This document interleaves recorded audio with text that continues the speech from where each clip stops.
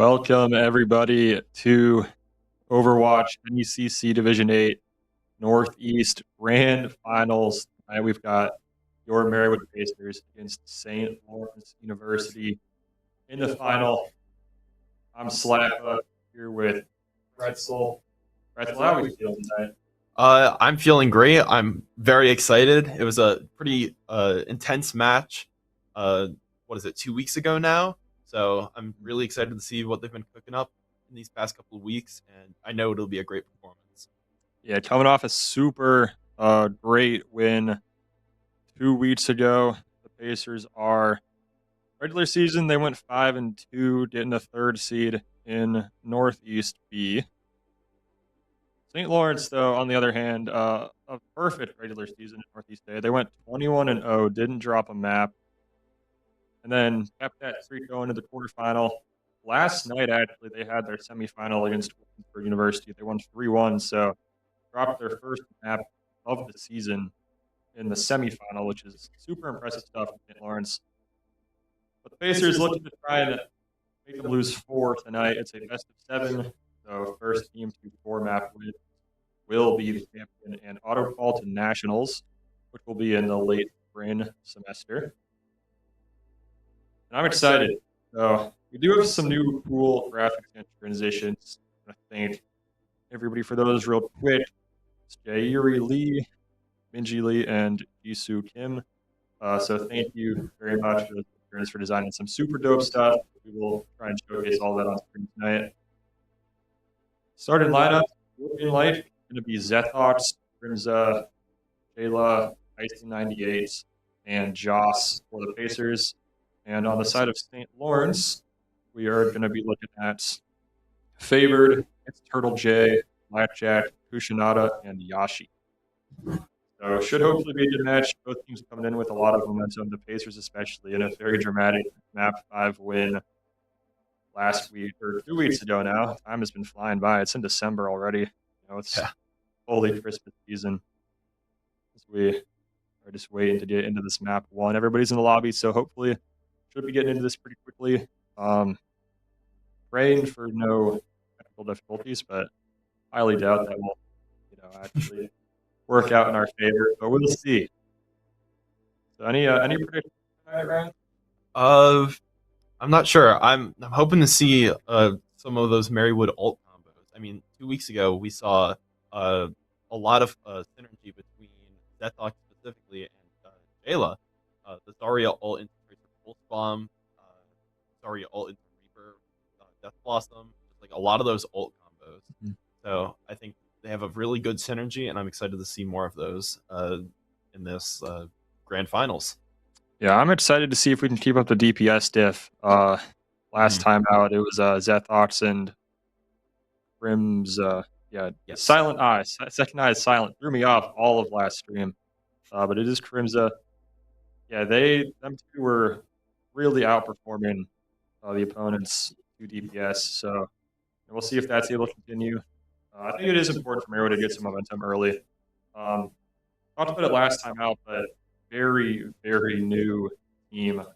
All these players outside of Joss, it's their first time in a finals. And 4 of them are new to the school. And Virgila, unfortunately, she's a free exchange student, so she will be coming back to South Korea after this semester ends. So this will be her final game with the Pacers, win or lose. So really hoping she can go out with a bang, with a great performance, and help Marywood Gold secure the program's first ever grand finals. Other teams are like 0-5 grand finals. It's been a rough streak, but we're hoping that first will break. Yeah, definitely. I'm gonna take a quick peek over here. Doesn't look like too much is happening yet. As our program director Harley has really been stressing some bananas for the players recently after a nutrition seminar we had about a month ago now. So everybody's got those. I imagine they brought in peanuts as well. A big old jar of peanuts appeared right after, as I am going to be shot It appears. I can't imagine that's too PG. So, if my head explodes at any point during the stream, you know who to look for. Right there, Turtle Fountain, the director, and Brandon, her assistant director for this stream. So shout out to them for all the work they've been putting in. I'm excited. This will be the best visual stream we've had. Maybe the Rocket League finals last time out were pretty dope. Made some cool stuff for that. But hopefully this will be a little bit better of a result this time. We did not win that. Still got some dope posters in the back of our schedule. Very empty outside of Overwatch. A lot of cool tryout posters designed by Maynut. Some Percy Jackson posters by the art students. All those looking dope. And while we're waiting, we could probably show off some more of those graphics. I mean, there are a couple cute little Maxis emojis that might pop up during the stream. There they are, right below me.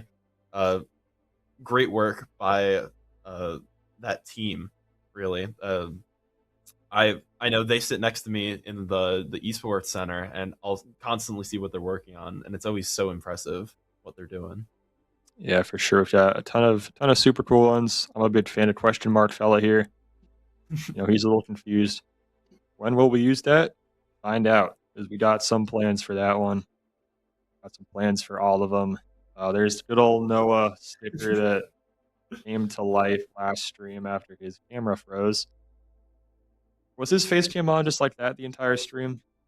Yep. Yeah, we'll try and avoid that this time out by simply not allowing him to have a face cam. He lost privileges after 2 weeks ago. But we got face cams for most other people. Also, I believe excluding Jayla. So we got him for Joss, Deathox, and Crimza. It's always cool. Love to have face cams. You love to see the player reactions to certain things that happen during the course of the match. Definitely, especially seeing the face cams of the players 2 weeks ago for that last match. As soon as Game 5 finished, you could see it was Deathox and Crimza. They were popping off. Joss was very relieved. Like it was very fun to watch their reactions. Yeah, everyone very excited, rightfully, as we do get a map pick here. Pretzel, if you want to explain this one. Yep. We're heading to Lijiang Tower. I don't know if this has been the starting map for the entire season, but this is a map that a lot of teams like going to. It's a very neutral map. You can kind of play whoever you want on this map, so it's really good for teams to just pick whatever comp they want to run, and it'll work pretty effectively on that map. Yeah, you can play whoever you want outside of 2 characters. We got a couple bans coming in. It's Kiriko and Junker Queen being banned for this map. Now, Kiriko, a very popular support. I'm on basically every single roster, I believe. I know the Pacers usually playing a Kiriko. I think Ison generally plays her. And then Junker Queen. Kind of a one-trick-ish type of tank. Maybe St. Lawrence, playing a lot of Junker Queen. And Marywood wanting to ban that. Gets momentum out for rip. We will see. Still are just waiting to get in, but looks like things are moving pretty quickly, so hopefully we'll be getting into game here very shortly. As we are sitting on this very pretty view of Lijiang Tower. And let's just take a look at the teams. St. Lawrence is running a pretty heavy dive comp, favoring playing Wrecking Ball, a very obnoxious character to play against, as he's got so much mobility and can just kind of dive in and dive out. I'm a big fan of Wrecking Ball, funny little hamster guys. We start getting into our first team fight of the Division 8 Grand Finals. St. Lawrence on the blue side, Marywood on the red side. Zethox very nearly passing away there, able to survive, doesn't become the first casualty just yet. It looks like Marywood trying to fight here. Turtle J gets Zethox as the Pacers do end up capturing the first point so far. They don't have the point just yet to build that up, but Icing taking out Blackjack is a huge help, although Turtle J on the Genji really putting in work himself. Grimza with a pick onto the Lucio. Unfortunately, the Mercy goes down, but gets a res onto the Wrecking Ball. But Marywood takes out most of St. Lawrence's team, forcing that ball to retreat. And a pick on the Genji, kind of staggering him. So it'll take a little bit of time for St. Lawrence to fully regroup and get a full team push. Yeah, great team fight there for the Pacers. Really important to get some momentum here early, which they do a great job of. Kushinada building that ultimate pretty high up there along with Grimza and Icing as Blackjack. Oh, and ball goes off the map. So that's definitely not a great sign here for St. Lawrence. It's going to force them to kind of play this a little bit slower than they might have wanted to. Sit here on Jayla on the Zarya. Remember that Mercy able to revive teammates. We saw that happen earlier. Kushinada and Turtle J taking out Joss and Crimza. Some good word from the St. Lawrence DPSs. That ultimate from Kushinada activated. Not able to get anyone with that. Turtle J making up for that with a couple kills on their own. The St. Lawrence do recapture this point. Yep. Marywood 68%. See the sad numbers between two pretty good ones, but itself not very special. Pretty cool ult here. Crimza let one out. Kushinada takes Zethox out. Wrecking Ball very low as Marywood's deciding to take this very aggressively, trying to push up and capitalize on being such so low HP. We do have Zarya ult coming out right there. Catches 2. It's a pick on the Sojourn, but unfortunately the Mercy flies away after popping ult. Icing 98 kind of on cleanup duty, trying to clean up the Wrecking Ball mines, which were scattered around the point. Yeah, St. Lawrence definitely in control here in that Mercy reviving Blackjack, keeping their tank in the fight. As Marywood looking to regroup here a little bit, waiting for Jayla to get back with the team so they can take the full cohesive team fight here. Getting high up in the percentages there. You don't want to lose this first point. St. Lawrence absolutely not wanting to lose control of it. Surpassing the Pacers percentage they've amassed so far. Jayla pushing in here, trying to aim for the Mercy, gets favored. Pushing Icing, gets Kushinada. Do for the Pacers. They're starting to control this as they fight to take this back. They do get the percentage back. Huge challenge for the Pacers, pays off. And they're in the home stretch now, trying to win this first point. Definitely, and if we take a look at the ult advantages, Marywood has 2 coming up on 3, while St. Lawrence they currently only have 1. So it's very likely they're not going to get any more ults for this fight. But, yeah, we'll see that. And that High Noon activated there. Doesn't get anyone initially, but Turtle J and Favored and Kushinada all go down. The Pacers in a fantastic spot here. If they can just hold on for a couple more seconds, we'll see St. Lawrence force overtime. Icing popping ult, trying to clear up more of those mines. They're trying to kill that ball. So good at just stalling the point, able to roll around very very free form. It's very hard to corner that ball. But yeah. St. Lawrence does get a touch on point. Jayla almost to another ult, unfortunately goes down. And St. Lawrence will capture this. There will probably only be one more team fight left in this map. But yeah, almost certainly. And yeah, like you said, that Wrecking Ball is so difficult to take down when it's just trying to play a defensive sort of style on point. As St. Lawrence now, I thought sneaking onto point though, finally sorted out, but Genji ultimate helped by Kushinada gets him as that nearly. Wow, Jayla just milliseconds too late. That play nearly working out for Zethox, but a huge Genji ult from Turtle on the side of St. Lawrence clinches that first point for St. Lawrence, but it's not over just yet.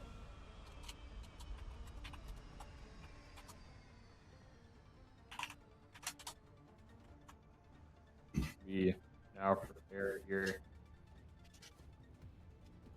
for the next point. That said, it's just one done so far. Pacers definitely wanting to be on the board. You don't want to drop the first map. It looks like Death Ops switching to the Symmetra. As of right now, we'll see if the Tracer switch comes in at all. And there it is. You get very quickly into a team fight here. Yeah. Ball is already very low. Marywood trying to push up on that. If they can get a pick on the ball, it's going to make their life so much easier. Yeah, Ball absolutely not afraid to just launch himself into the action as Joss the first to go down. Koshinada having a great game as DPS for St. Lawrence. Grimza going down to Yashi as well, and Lucio. Very interesting to just see completely different comps. No duo, no double characters at all as Kayla falls.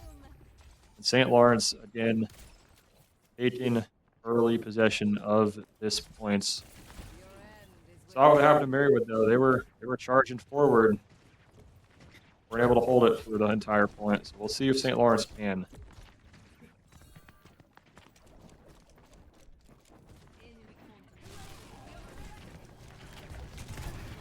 Team fight here coming in. Zethot's getting pretty low health fairly quickly. Icing 98 keeping Crimza up after a Genji dive.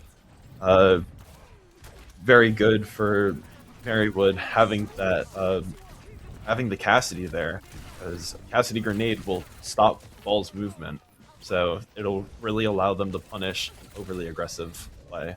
But unfortunately, 3, now 4 go down on Marywood's side. Just Zethox left, but Marywood is coming up on a lot of their ultimates. Same with St. Lawrence, so next team fight is probably going to be a lot of ults being popped at the same time. Yeah, absolutely going to be an important one. And another important detail there, the Pacers did control point for a little bit there, only building 11%, so did not hang on for do it for long. But at the same time, depriving St. Lawrence of building that percentage as Yashi goes down. That's a change. As Crimza, Bolton, Turtle J, and on Faber. Cleanup Crew gets 3 right there, forcing the Ball and the Sojourn to back up. Oh, but gets a pick on the Sojourn anyway. Crimza on a roll right now. Yeah, can we get 5? Expecting a huge team fight and just getting Crimza taking out nearly all of St. Lawrence by themselves. A great play there from the Cassidy. Little scary for Marywood here, as St. Lawrence pops the Sojourn ult, but goes down during the ult. They also use the Ball ult. They still have 2 in the bank, though. Marywood has 3 ults online, but they don't even need it right now. Oh, Jayla gets a huge ult and another Tracer Pulse Bomb combo, kind of giving shades of what we saw 2 weeks ago. Again, that synergy that they have, it's incredible to watch. Yeah, great stuff there from the Pacers. Again, a good win there, but a Genji and the Mercy ults being held on the side of St. Lawrence. Moira ult for Marywood. Again, Ball rushing in, as does the Genji ultimate activated there. Koshinada gets Joss. Jayla falling a little bit short on health here, able to stay up. Both DPS on St. Lawrence low. Koshinada and Turtle J go down. Crimza, Jayla tag teaming there. His favorite also falls. A huge fight here for the Pacers. And Crimza with another ult. They were building that ult so fast. What was it? One fight, and then the next fight they had it again. That's insane. So quickly. But now seeing a little PTSD from the Pacers. They got to stop St. Lawrence here. And we see a switch on St. Lawrence to the Reinhardt. Definitely going to try and contest the point a little better than Ball. Just having that staying power and the shield. But St. Lawrence does not touch the point, and Marywood takes the second round. Yeah, the Pacers definitely learning from their mistakes on the first point. Not allowing St. Lawrence to grab an overtime clincher there. As we now enter the final point on Legion Tower, I believe. The map decider right here. This is a big one. whoever gets this next point is going to take the first map and take the lead going into map 2 of this series. Obviously, still a long way to go, regardless of who wins. It's always nice to have a little bit of momentum to start it off. Yeah, absolutely. And we can see St. Lawrence is going back to playing ball. The Reinhardt wasn't the greatest pick on their part, but we'll see how they do on this third round. Yeah, the wrecking ball being, overall a pretty good success for Blackjack. The Reinhardt, unfortunately, kind of a complete failure. Krishnada does get Crimza, who might be receiving play of the game come the end of this, but Krishnada kind of forced their way into it, getting Gila as well, as it looks like St. Lawrence is going to clinch points in the early goings of this match. Great little fight there from Krishnada.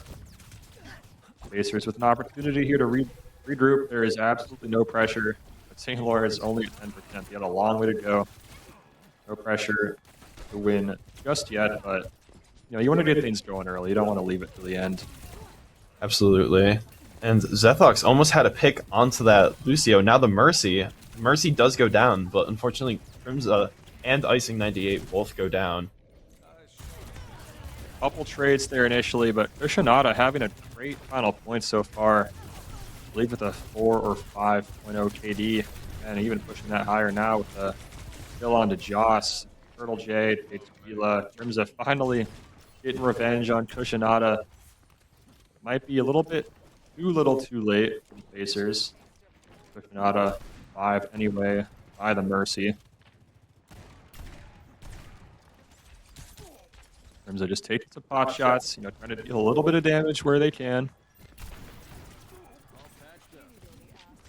St. Lawrence now at 60%, so that percentage getting higher and higher. Maybe a little pep in your step now if you're Marywood. Sojourn ult popped by St. Lawrence. Both of St. Lawrence support ults, and now the ball ult comes online. But St. Lawrence taking out 3, now 4. Marywood's definitely going to have to regroup. This is going to be a very difficult fight for them to win. Yeah, we are really gearing up for something crazy here at the very end of this point. Going to have 4 ults available probably for St. Lawrence, with the possibility of maybe even all 5 available for the Pacers when this gets started. But Marywood going to have to push this in here, because they do get started. The ult's definitely in favor right now, but Crimza activates their high noon. Doesn't get anybody, though. Lucio, Mercy, and the ball ult activated by St. Lawrence. The Genji ult as well. St. Lawrence popping all of theirs. Just an ult fiesta here. A couple trades. Zethox and Icing getting 2. That might be huge for the Pacers. Blackjack favor still up, though. Yeah, Mercy and Ball versus Tracer and Moira. Both teams trying to stall as best they can. Mercy goes down. It's just the ball left for St. Lawrence to contest right now. Yeah, Krishnada and Turtle J spawning back in, and Krishnada goes down pretty early. This is definitely crunch time here.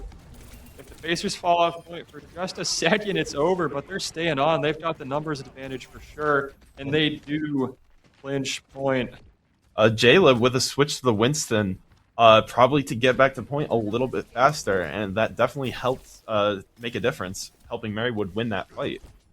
Absolutely huge fight. Definitely shades of that first point overtime we saw from St. Lawrence, just on the opposite side. Now the Pacers, St. Lawrence now trying to do what Marywood was doing earlier, regroup, get on the point, but the difference is now if they control point for basically any time at all, they'll be all over. Zethox has an ult online, probably going to try and get a big pulse bomb on this grouped up team. Unfortunately misses it. And a couple trades go out, a couple DPS for both teams going down. Turtle J is revived. That's the power of Mercy. Able to keep their teammates in the fight. Gila also falling. Joss goes down as well. And St. Lawrence grab control. Will they grab the map? Not just yet. Icing trying to stall the point as best as he can with that Moira ult. Every single ult nearly activated for St. Lawrence. This is going to be extremely tough, nearly impossible for Marywood as Gila falls. Zethox follows as well. Blackjack with that ball ult. Icing goes down. Joss contesting point. How long seed last. Unfortunately, not able to win a frankly impossible scenario. So cannot fault her whatsoever for that. St. Lawrence do end up coming out on top in a very well fought map one. And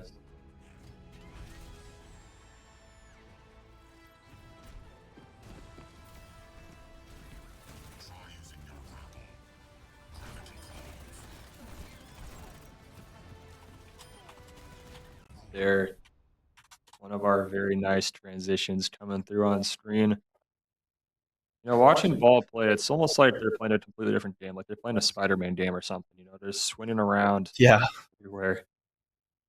Very, very odd there. St. Lawrence, you see on that bottom little graphic, getting the first map. Again, best of 7, so they still have to win 3 more.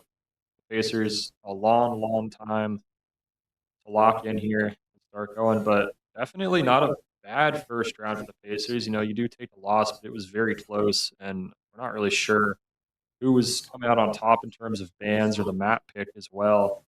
So, all things considered, that could definitely be a positive for the Pacers. But we'll just have to see going forward, how things shake up. yeah, definitely. And the map pick, it goes to Marywood now, so I think they're probably going to try and pick a map where ball is not as strong, which is a lot harder to do than one might think. Ball is strong on most maps, but it's always nice to know Marywood also has that ban available. If they are really feeling down and out, they can always ban that wrecking ball, and I think that'll be a huge hindrance to St. Lawrence's pressure.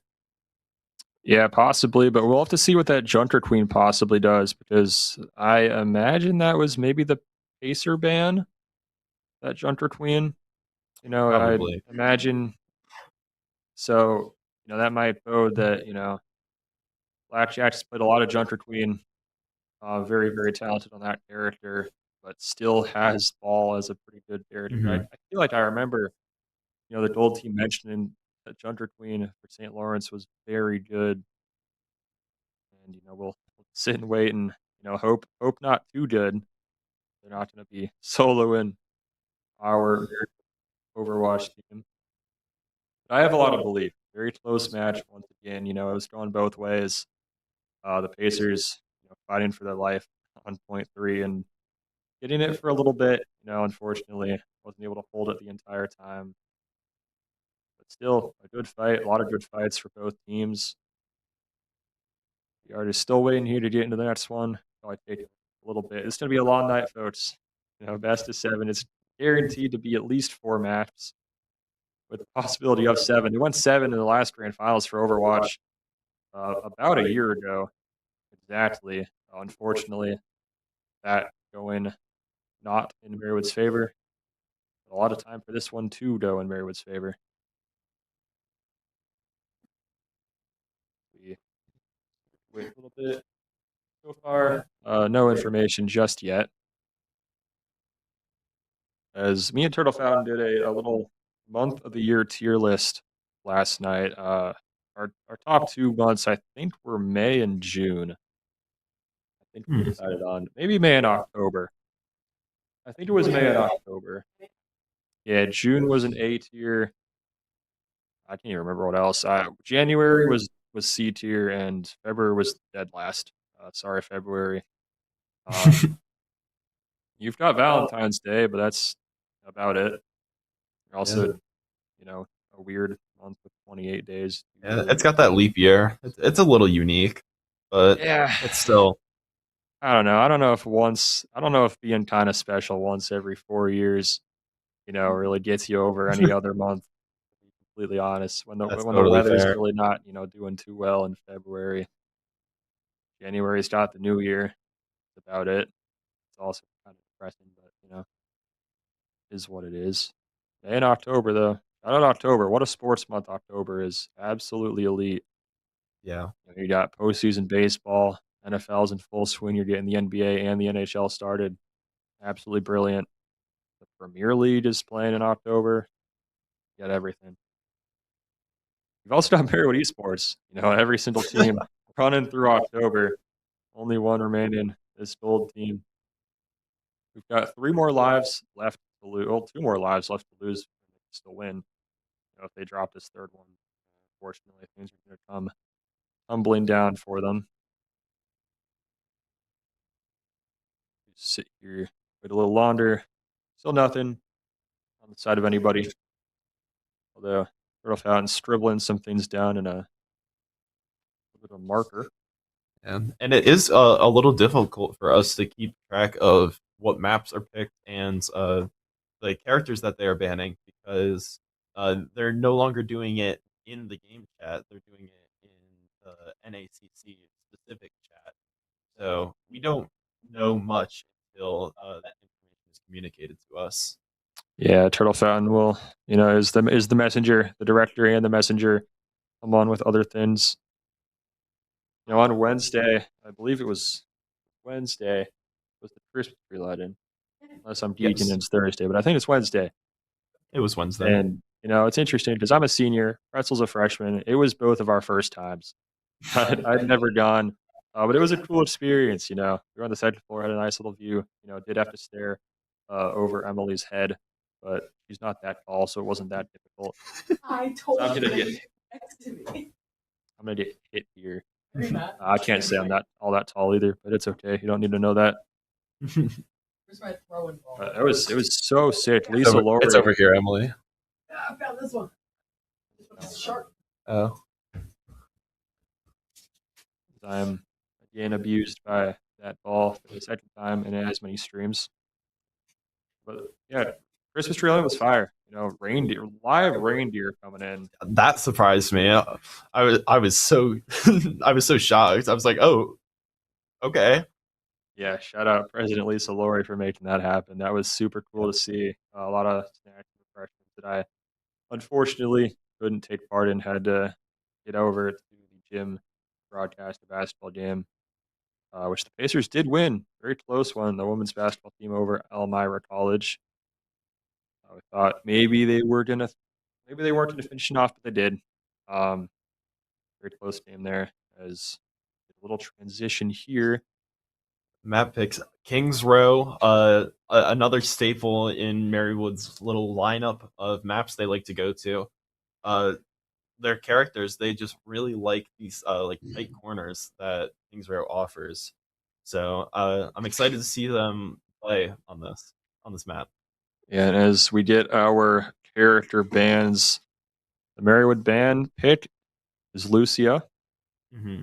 and the St. Lawrence band is Zarya. So, Ooh. possibly pretty impactful for Jayla. She loves playing Zarya. Hopefully, this Lucio band will be as impactful against St. Lawrence, though, trying to even the playing field a little bit. It does feel like we're finally going to be able to see what this Junker Queen action is. I've been, kind of excited for a while, St. Lawrence. Definitely. I'm also excited to see who Jayla's going to be playing because if we're expecting this Junker Queen, Winston is not normally great into a Junker Queen. So I'm excited to see who Jayla has in her pocket as the character for this specific map. Yeah, we'll see. Maybe they just decide they don't care. We're gonna play monkey. We're gonna play some monkey action regardless of the matchup. Yeah. Just go and tank it. Who cares about the character? Just go and be better. True. We could go that mentality, or we could play it strategically. Maybe we see a. I don't even know. I'm hoping we see a Junkrat at some point. I highly doubt that we do, but I'm a Junkrat man. I need some representation here. Come on now. We'll see about that. Probably going to be sad at the end when I don't see a single Junkrat. But Junkrat Queen is it's similar. Yeah, they're both from what is it, Australia, I think. So yeah, that is a similar name. New Zealand, somewhere down there. Yeah, it's not all the same, but all the same. We're also getting into finals week. Next week, a stressful semester for everybody, but Marywood Overwatch Gold taking a lot of time out of their weeks to just keep practicing, keep preparing for tonight. Hoping to get a win as the semester going to come to a close next week, next Friday, technically. It's coming to an end pretty quickly. But it's been a great season for everybody involved so far. Every team, every game. It's been a lot of fun to be a part of it. And let's hope that we can be a part of it for at least 4 more maps here. That's how many that Marywood needs to win. Absolutely. Sit here, waiting for some character picks. Waiting for this first team fight to get underway. Like the biggest thing is just what that Marywood paint is going to be. Who Jayla decides to go with. Oh, and Jayla picking Diva. I have seen Jayla play Diva a little bit, so I'm very excited to see this. And St. Lawrence running more of a poke comp with Ramatra Ashe. Again, I'll be very excited to see how this is going to play out. A lot of new characters coming out to play. Of course, Zethox on Reaper and Crimza on the Sojourn. Josh getting back onto the Kiriko. Again, no repeated characters in this matchup either, so it'll be really, really fun to see this one. Yeah, no repeating characters is just kind of weird for me. I feel like most of the time I watch Overwatch, it's a lot of the characters are the same for both teams, but very different comps being played by both schools. This is a payload map. You gotta move that payload after you get the checkpoint. This objective, as they call it. Get some fighting started here. There's some pop shots. Nothing too serious. Zethox going on a big flank, trying to catch that Ramatra out of position. Absolutely did seem to catch him off guard for a minute. Jayla very, very low. Crimza getting the blackjack, the Ramatra, but Jayla that net going down for her. But a huge get onto the Ramatra to start for Marywood. Absolutely. Zethox going in, trying to get the Genji. So evasive. Dashes away. And that Ashe up on high ground. Crimza trying to pressure her and not allow her to get anything. And Jayla with a crush onto the Genji. You don't see that very often. But when it happens, it's very exciting. Yeah, and a great start here for Marywood so far. Pretty close to getting this third objective. Crimza getting Trishionata on the Ashe, some Roger and Ashe action there, as Marywood getting that objective pretty efficiently, very quickly. Starting to get that going. They can start to escort the payload. And the Icing 98 already has an ult up online. Unfortunately, St. Lawrence almost has both of their support ults coming up as well. But that Moira ult, it can be so effective at both dealing damage and healing teammates all at the same time with its ability to pierce everything. So.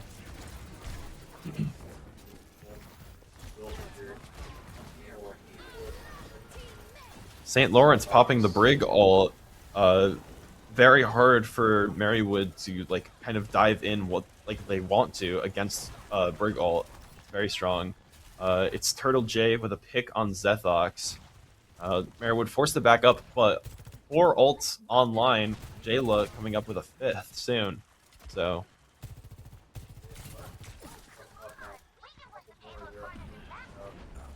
Last time we were expecting a huge gold showdown. Decided that they were taking out the entire something else. We'll see if that's a little different this time. And I wonder if we're going to see a Nano Blade out by St. Lawrence, a very common ult. Oh, Zethox goes down to Turtle J's Reflect, but gets 2 picks on both the Ana and the Ashe, which is huge for Marywood because that means they cannot Nano Blade this fight, which is a very deadly combo. Oh, and the St. Lawrence Ashe also used her ult, but didn't have too much impact and goes down. I get back. Wasn't snapping. As I get back in this call here, Crimson takes out Blackjack. Watch, we're gone. Huge going here early for the Pacers. Blackjack still holding that Ramatra ult. Pacers pushing hard towards this next checkpoint. They got a lot of time left to do so. pushing hard here. It looks like they are going not just getting it just yet, you know, making me bite my words a little bit. Ooh. Turtle J goes down though. Big ult for Jayla. That's Does she get huge. another? Because both Genji ulted and the Ana ulted him as well, so taking out 2 ults with one of her own unfortunately goes down to St. Lawrence's other ult. But Marywood has 2 of them. Also, 0.01 meters left to push. I was gonna mention, yeah, just getting that at the very, very end. For St. Lawrence, managing to take Marywood out just so far, but the old advantage back in Marywood's favor. You know, it's tough to really push this back, you know, for a long time if you're playing defense on a payload map like this. So expect Marywood to charge in pretty hard, pretty shortly. So a trade coming out here. All of the DPS involved, Jayla and Crimza do go down here. So a great defensive stand coming out from St. Lawrence, you know. Thought it might have been a little bit too late, that they were just trying to stall on the checkpoint, but actually getting some momentum here, swinging it back on the blue side. Absolutely. No ults on the board currently. St. Lawrence coming up on 2 of them, both the Ana and the Ashe ult, and Marywood coming up on the Moira ult. But we know Zethox and how quickly he can get ult, so we will we'll have to see. Yeah, and we've seen firsthand just how deadly that Reaper ult can be. You know, you get a group of St. Lawrence players all in the same area, that can take out the whole team, but Blackjack taking out Icing. You know, no DPS Moira, unfortunately, just yet. That Moira ult getting built here pretty soon. No ults right now for anybody, but Aficionado going to do that Ashe ult pretty soon. You know, a couple more coming in for St. Lawrence shortly. Marywood now going to have to get back on this payload and try to push it forward here. You don't want to falter before the second checkpoint. A couple ults do come in now for St. Lawrence. It's going to be an uphill fight for the Pacers. In terms of going down early, it's not going to help that out too much. Ramatra ult comes out, stopping Icing 98's ult. Unfortunately, Jayla and Crimza both go down, and Joss, and now Zethox. So yeah, really just a methodical team wipe. So 20 seconds left. Marywood's going to have to go all out for this team fight. Zethox has ult, so hopefully he can do something big with that. Ashe also has her ult, so Bob is probably going to come out and stall the point for St. Lawrence. Yeah, it's, you know, maybe we're not into miracle needed territory just yet, but it's going to need to be something pretty close. Zethox with an ult. It's an ult that goes down. St. Lawrence really dominating this team fight already. Icing does get favored. Gonna try and stall this out a little bit. Maybe give his team some time, although it's not going to end up going in his favor. Unfortunately, not able to stall long enough. And Marywood now going to be on the defense. We'll see how their team comp will hold up. Yeah, the Pacers moving that payload 114.68 meters. We're really hitting 6.8, you know? We are. There's two dope numbers on both sides of that. And we're just getting 68, you know? Let's make 6.8 a thing. Why not? It's about time. You know, it probably feels a bit left out. Needs its time in the sun. Yeah, come on now. See the Pacer face cams there. Everybody's still chilling, you know? Probably hearing some words from Harley. That's generic. Coach and director. Just telling him to, you know, keep your heads in it. You know? You're not out yet. You're far from out. You have some good defense, you know. Anything's possible. And St. Lawrence switching to the Winston, favoring that over the Ramatra for offense. Running a very heavy dive comp, but they also have a very defensive backline. So it'll be interesting to see how effective the Winston Genji will be at just diving in. Marywood still basically the same lineup. Only change there is Zethox switching to the Tracer instead of the Reaper. So we'll see how that switch plays out. Yeah, we will see how this goes for both sides. You know, again, no repeated characters. You know, some pop shots in. from Zethox on the Tracer. Nothing really going just yet for either team. Just testing the waters. St. Lawrence definitely going to be looking to get this checkpoint as soon as possible as Kushinada opens things up with a kill on to Icing. With that solid defensive performance, St. Lawrence now is in a position where they don't really need to stress about rushing this. They can play this methodical as Jayla and Crimza both fall. That being said, they are going to get this checkpoint very early on. They're going to be able to start moving this payload with a lot of time left on the clock to get this past where Marywood is able to push it. It's 5.5 minutes, how long they have. Oh, and a switch. We have Crimza switching to the Hanzo. I know that they've been practicing the Hanzo on King's Row specifically, so I will. It'll be interesting to see how that practice has paid off. Yeah, definitely will be interesting. I was talking about it last time. I love to see that Hanzo ult. You know, we'll see if we get one this time. St. Lawrence really having no issues pushing this payload a good bit here. I want to see the Pacers try and get something on it. Winston flying through the sky at him is a terrifying scene. Oh, and he's back. Oh my goodness. You do not want to be caught close quarters with Winston and face the price, but Gila gets their get back. Blackjack going down. St. Lawrence popping the Brig ult, making it really hard again for Marywood to get onto that point. But Marywood coming up on 3 ults right now. JLo with a pick onto Ash. Finally, they're able to kind of contest this point. Yeah, the Pacers hoping for a big team fight here. St. Lawrence able to push that part 81 meters in about a minute. Grimza getting Turtle J, so the Tides might be swinging here a little bit. Jayla slept by Ana. Still alive and kicking though. Joss Fury ult. Hanzo holding that ult. Ana and Kushinada with their ults is the Genji ult as well. Now active. Oh, huge headshot by Crimza onto Ash. Denying any value from the Ash ult because she's obviously in spawn right now. Blackjack also getting that Winston ult pretty high. Yashi, 2/3 of the way there. Zethox timing. This ult battle going to be definitely in favor of St. Lawrence, but if they're able to just stall for a little bit, they're probably not going to win this team fight. They can make it last a while.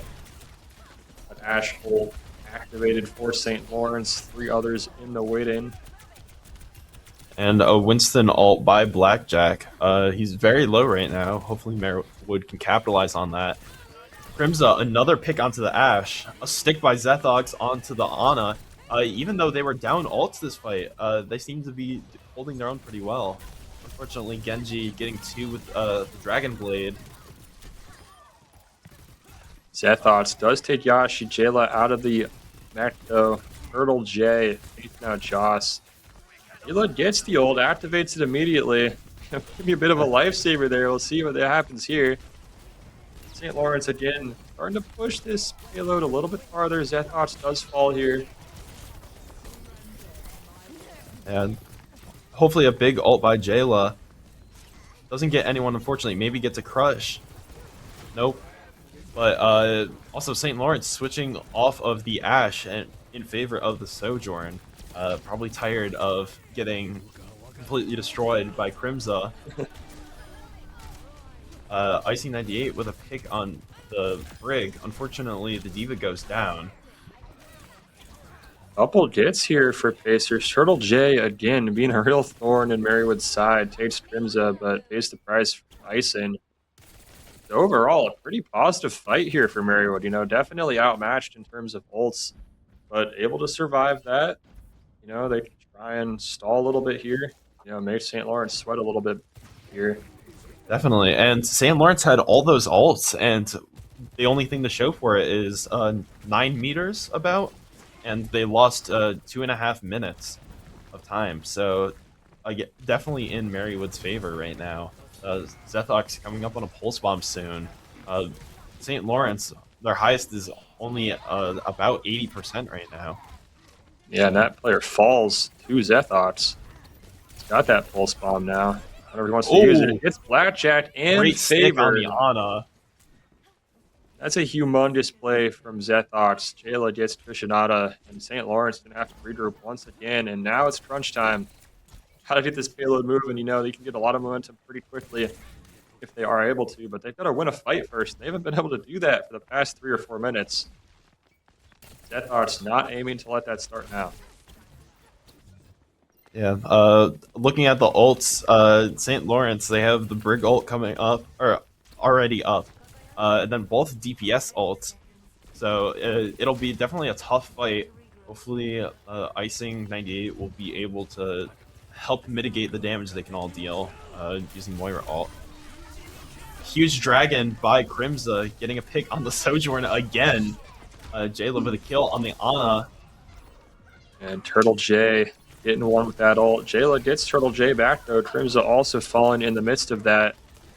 As the Pacers now battling on point here, trying to stall a little bit as we get into overtime. It's do or die now for St. Lawrence, and they've got to move this about 25 meters, so not a small task.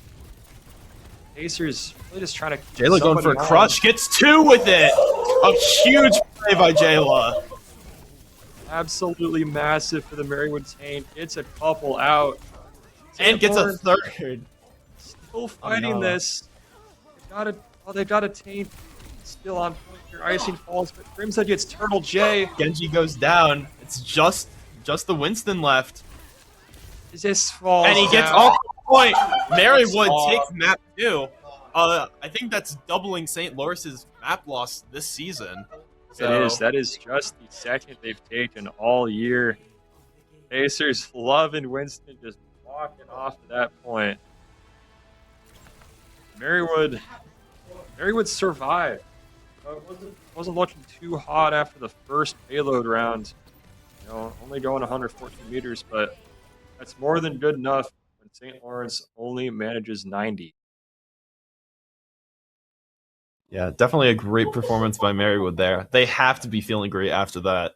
To take a map off a team that went undefeated in the preseason. I mean, yeah, you've got to be feeling good if you're Marywood Gold right now.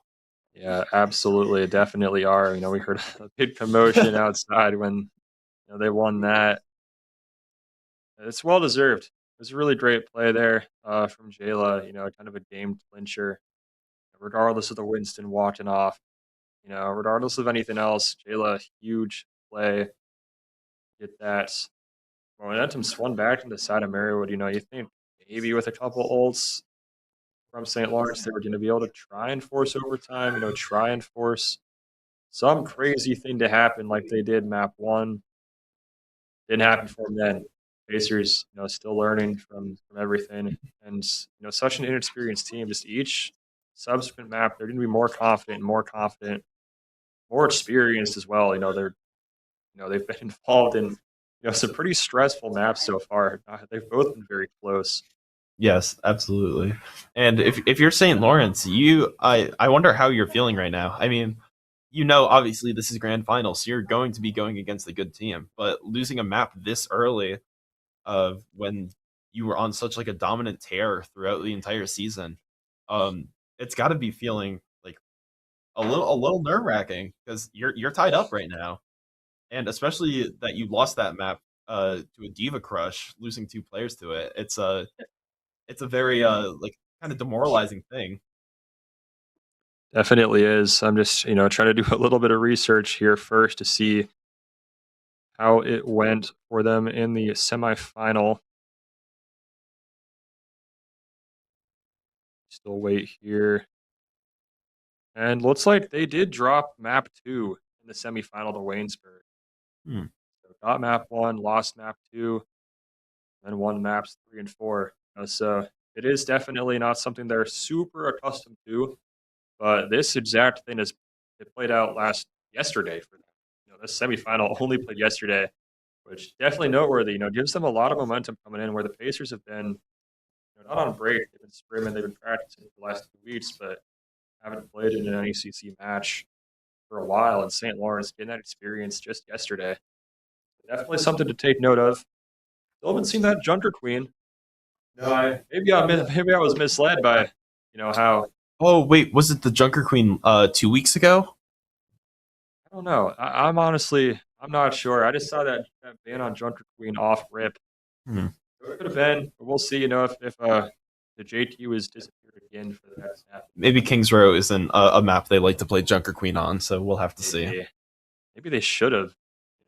Wasn't able to get the win there. I mean, I won't complain for that. I won't complain that they didn't play Junker Queen there. So no complaints from us here on this very biased broadcast. We wait here for map 3. A lot of it's a best of 5 now. It's something the Pacers are used to. Win 3 before you lose 3. So familiar territory. Definitely higher pressure environment. And just from what we've seen of these two rosters, it's going to be close throughout. Even if somebody manages to take some momentum, wins 4-1, for example, they're still probably going to be close individual maps. It's the map pick coming up, brilliantly written on here. We have Esperanza coming up. If I had to guess, we're probably going to see a ball by St. Lawrence.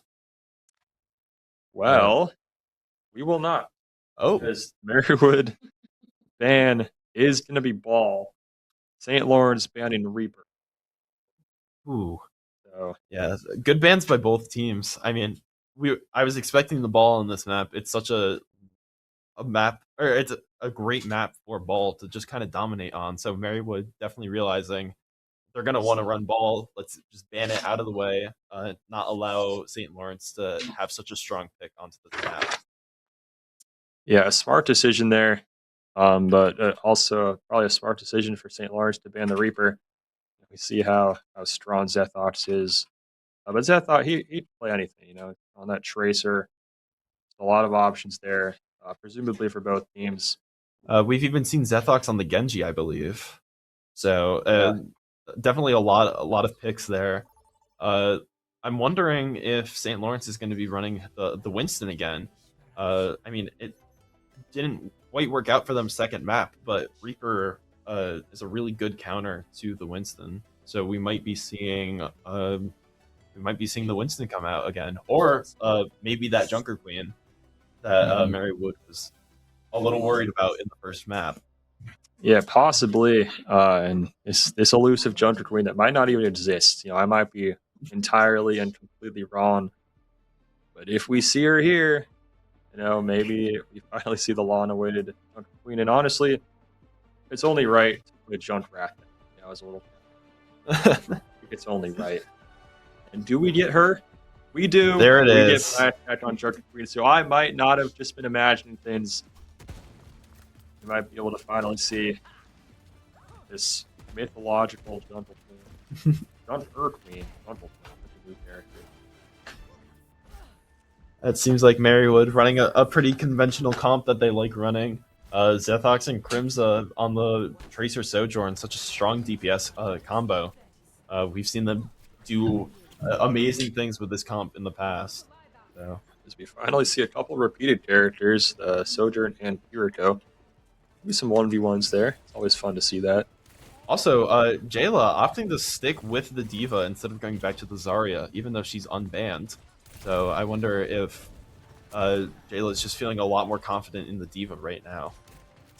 And on this map, New Queen Street, you got to unlock this robot and make him your good friend and buddy. He wants to go to your house, not the other team's house. And Marywood off on the hot foot so far, but a couple players going down early with the St. Lawrence DPS, the St. Lawrence Saints. Jayla also flying Black Cat is Junker Queen. Never been killed so far for St. Lawrence. We'll see how that builds for the future. As they start to move this robot again very, very early in this map. You see at the top, got just under 9 minutes left to go. Those teams with plenty of time to fight this back. No time to waste. We need that lead back. No ults really anywhere near for anybody. Deathox, Blackjack, just over 50%. Get our second team fight coming in here. Zethox trying to get a little bit of a flank. Not many characters on their team that Zethox can really get to. A lot of them have a lot of mobility, so it's going to be hard to get a big pick. As we do get a little checkpoint fight here. Jayla takes Yashi, but Turtle J gets ice in. Grimza in 1v1'd out by Tushinada. St. Lawrence just trying to get this first checkpoint here. They get a little something going. Jayla does fall. St. Lawrence grabbing the checkpoint. Start. Again, very, very early on. No stress for the Pacers just yet. A little stress if, St. Lawrence pushes this thing real far to that golden little diamond. But hey, we still got a long way to go for that. Yeah, and everyone's relatively high in alts. I expect to see an alt fight possibly coming up. Of course, St. Lawrence has 3, almost 4 right now, while Marywood has our 2. Now 3. Pulse Bomb goes out by Zethox, doesn't catch anyone unfortunately, but Jayla and Icing both fall for 2 of our ults that we had. Yeah, that Sojourn ult only getting 1. It was very important. Jayla. 3 still remaining. Genji ult not too far away, but the Pacers with 4 of their own. Favor does take out Zethox, the only non-ult holder for the Pacers. Kiriko ult comes out by Marywood, trying to get really aggressive. And a big grab by Jayla. Unfortunately, Lucio has beat to help counter that. Grimza gets favored for St. Lawrence's. All of a sudden here, St. Lawrence starting to push this robot close, but Marywood taking control now. Pushing it back towards their side. Grimza winning the Sojourn 1v1 this time. Takes Tushinada out. It looks like St. Lawrence just going to kind of recollect their thoughts here, get their strategy figured out. The robot now back on the Pacer half.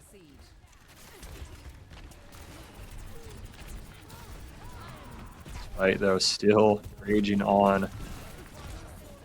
Close 1v1 action here. Jayla taking on all of St. Lawrence at once. Able to survive, though, with full health. Esports. Again pushing in. Unfortunately gets booped back, but is still able to escape with very little, with actually 0 damage. Grimza with a pick onto the Genji. I don't know when the Genji used his ult, but he used it sometime recently and did not get much value out of it. And Marywood all of a sudden started to win these fights. Jayla takes out Tushinada. Both DPS going down pretty early for St. Lawrence. Very chippy so far. Icing does get Yashi. Zethox and Crimza have both DPS ults up online. Josk coming up on the Kiri ult, and Jayla pretty close to grab as well. So Zethox just clean up crew, cleaning up the rest, and Marywood has control of the spot. It's got a bit of a ways to go, but they definitely have an ult advantage coming up. Yeah, maybe the most nonchalant triple kill I've ever seen from Zethox. Just kind of very methodical, one by one. Pacers now holding a couple ults and close on a couple others. Finally starting to get this robot pretty deep into red territory. Again, another team fight starting with Jayla out in front once again. An early ult by Lucio and Sojourn on St. Lawrence's side. Gets a pick onto Crimza and Icing. But Zethox with a big pulse bomb, Jayla getting the Lucio. Staggering the Kiriko. A great play by them.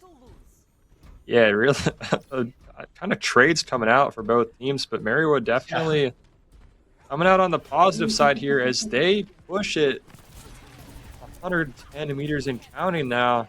They're getting close to that golden checkpoint. And they have a huge advantage with the ults right now. I mean, the Junker Queen ult is coming up, and their Kiri ult, but Marywood taking advantage of this. Joss goes down, but gets the Kiriko ult out in time. Let's see if that helps them win this fight. Tushinada does fall, but Turtle J Takes revenge on Jayla as St. Lawrence desperately needing to win that fight, and they do. Pushing this robot back a little bit farther. You were thinking maybe if Marywood can take that one, they can get to the very end. Fortunately, not going to be the case. St. Lawrence now trying to, even if they can do a fraction of what they did earlier, you know, they will come out victorious here. But the Pacers trying to contest this, and they steal it back right away. Not going far though. It's tough to really kidnap a robot this big and get away Both with ults it. coming out from Marywood. Unfortunately, Crimson goes down while in ult. Jayla goes down, but Icing 98 trying to get as much value from that, even though the Junker Queen ult it applied the anti-effect to Marywood, so they were unable to be healed. Yeah, Ison just trying to stay alive here. Zethos as well, never going down in that fight. St. Lawrence building some momentum up now. They've got one ult close on another, so they're going to have the advantage here. But Zethos closing in on that pulse bomb, and we've seen what that can do. Oh, a huge pick by Icing 98 with the skill orb, as it's known. Just threw it out, and it got it got its value. Absolutely fantastic pick there from the DPS Moira. Marywood getting momentum now, and St. Lawrence going to have to try and swing this back on their side fairly quickly, you know, down to just under 2.5 minutes left. Things starting to get into crunch time. Oh, huge stick by Zethox onto the Sojourn. St. Lawrence down 2 here. Marywood only down 1. Lucio ulting while on such low HP, barely saving himself and the team. But still being forced to retreat here. So definitely a good pressure by Marywood forcing that out.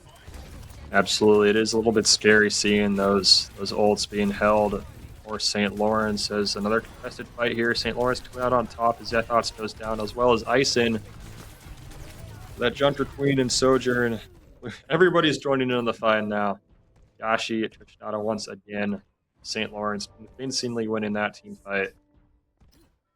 They've got 3 ults stored up now, and Marywood with 1 and not super close to anything other than the Kiriko ult. This is going to be a pretty important fight here, I think. You know, if St. Lawrence win, they're going to have a ton of momentum, and Marywood's going to have to fight for their lives. Jayla powering up, gonna try and get a big ult. Stops the Genji Blade by catching him in the ult. Gonna get 0 value from that, and Icing and Jayla both with 2 picks. Jayla with another, and another. Jayla with a 3K. Absolutely takes down St. Lawrence, only having to use one of Marywood's ults for one of St. Lawrence's. Just so mean from Jayla.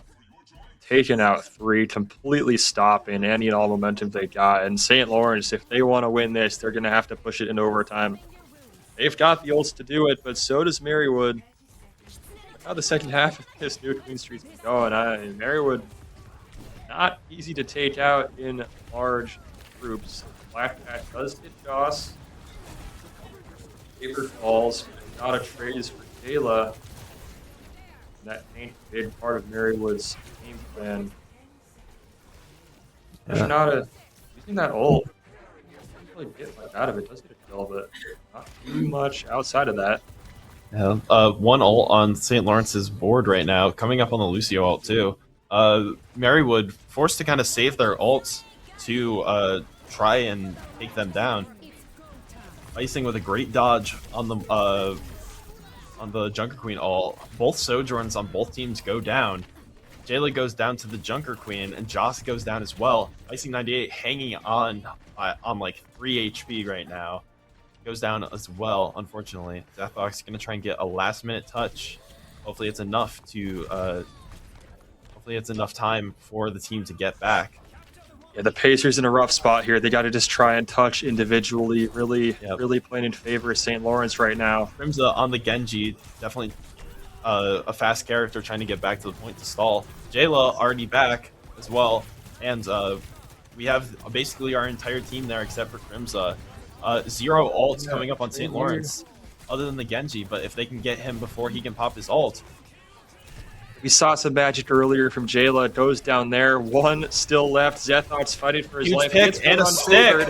Gets the one on Genji. Turtle, It's just the does Junker fall Queen left. Blackjack. The Junker Queen able to stay alive here. It's do or die here for St. Lawrence. If one of them Crimza falls stalling off this here, point.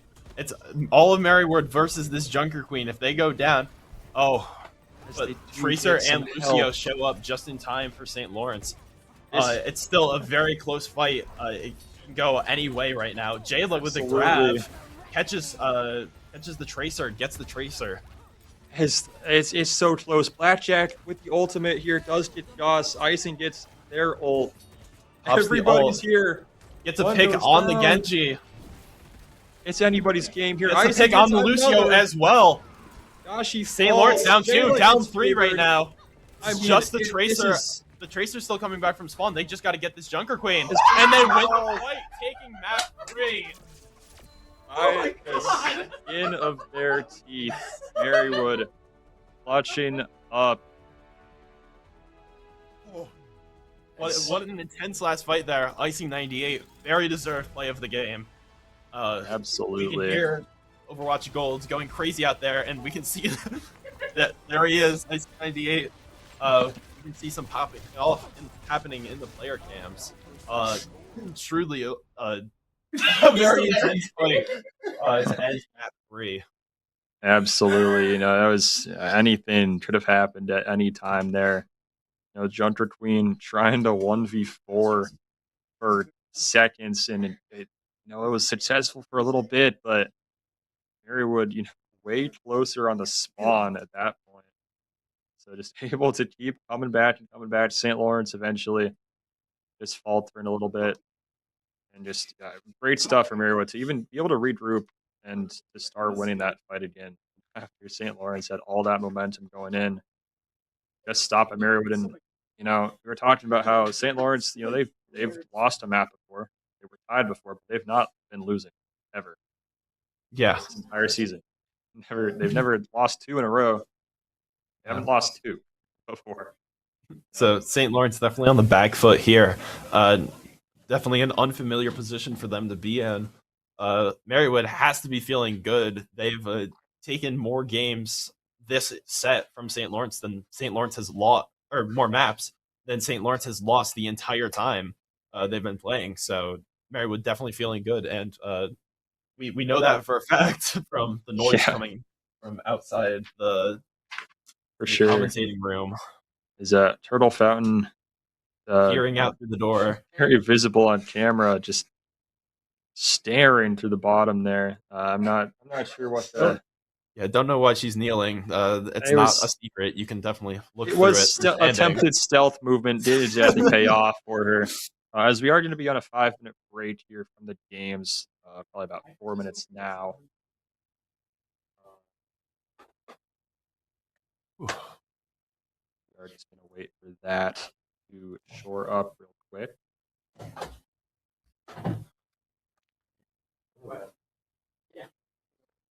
We're going to sub in real shortly here. Turtle Fountain going to become Slappa for a couple seconds. Go for just a couple seconds. I'll be right back. There you go. What up, everybody? Hey, it's me, Slappa. I like tennis and making fun of Turtle Fountain. It's my favorite hobby. Can confirm. Right. That was an insane game. Oh my god. Literally, it was like there. It was there. I know. The point, did you see that? I saw. The point, where's the camera? The point was here. St. Lawrence was here. Marywood was here. And you want to know what Marywood did? Marywood spat them. I looked away from the match for I think it was a couple seconds, and I looked over there, and I see you just standing up. You're leaning into this game. You were very on the edge of your seat. As I all get of us stressed. I get a little bit stressed when they stress me out on purpose. They're doing this on purpose. I'm like, I unplugged the mic. I didn't. No, you Did I? Nope, we're good. Sorry. They're stressing me out on purpose. That's what they're doing. They're like, oh, hey, let's get as close to the end as possible so that all of the viewers, the viewer retention rate is awesome. So we have a lot of people watching. Hey, welcome aboard. We are really hoping for a Marywood win here. but they still have 2 games that they have to win if they want to take this finals all the way and win it. So I'm hoping during this 5-minute break that they just take a minute, breathe, and get their head in the game. I mean, their head's already in the game. I just, I don't know. Put it back. I don't know. I don't know. Yeah, and like I mentioned before, Marywood's got to be feeling good, but St. Lawrence probably not feeling the greatest. They had that Junker Queen there as kind of their ace, basically. Yeah. And to play her for one map and lose that map, it's got to be pretty demoralizing. Marywood. And like you said, this is the first time that St. Lawrence has lost 2 in a row in their entire everything. Like that's a pretty big thing that Marywood has surpassed here. Like, whoo. Yeah. Okay, I see Shar back there. Hey, Shar. Anyway, what map do you think St. Lawrence is going to pick next? Honestly, I have no clue. I mean, this is normally the point where a Watch Point Gibraltar would come out. Ooh, but I think you're right. But Junker Queen not great on that map. So unless they want to go maybe the ball route and play ball on that map. Yeah, because we already banned ball once, we can't ban it again.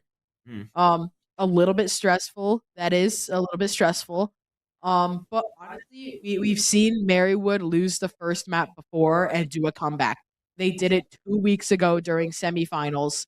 Hopefully, I'm really rooting for them that they will do it again today. Because I think the same exact thing happened during semifinals. They lost the first game. I think they lost the first 2 games. I believe so. Yeah, and then they just won the next 3. So, yeah, kind of scary. I know I'm having a heart attack. Audience, if you are having a heart attack as well, give me skull emojis in the chat so that I know you're barely hanging on by a thread. My blood pressure has to be up like over 200 right now. It's like it's almost like 120. Yeah, so we're a little stressed. We're good. Yeah. They're taking a minute. They're taking their sweet time. They want me to ramble. Let's see. I wrote a list of topics for Jack in case he needs them. But right now, I need them. Never mind. I don't need them. Bye. Later, Jack. I had fun.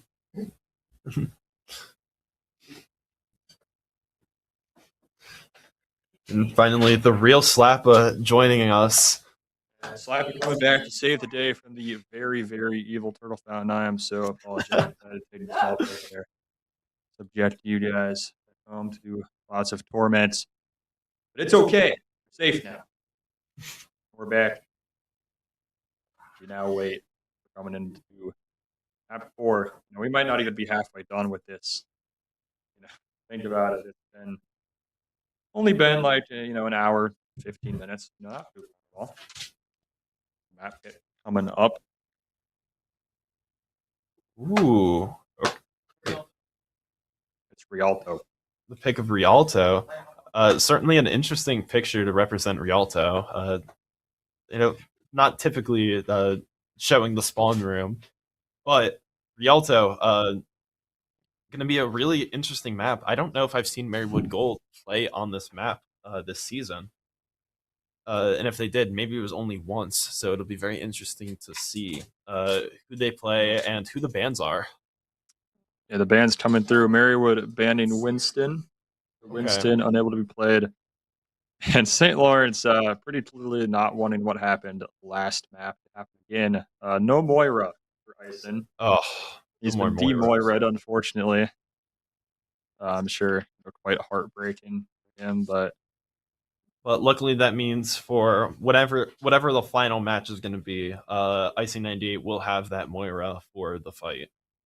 So yeah, coming up to if we get to a game 7, I'm basically everybody will have whatever character they want to play. Yeah, unless either team is saving a crucial ban for a possible map 7.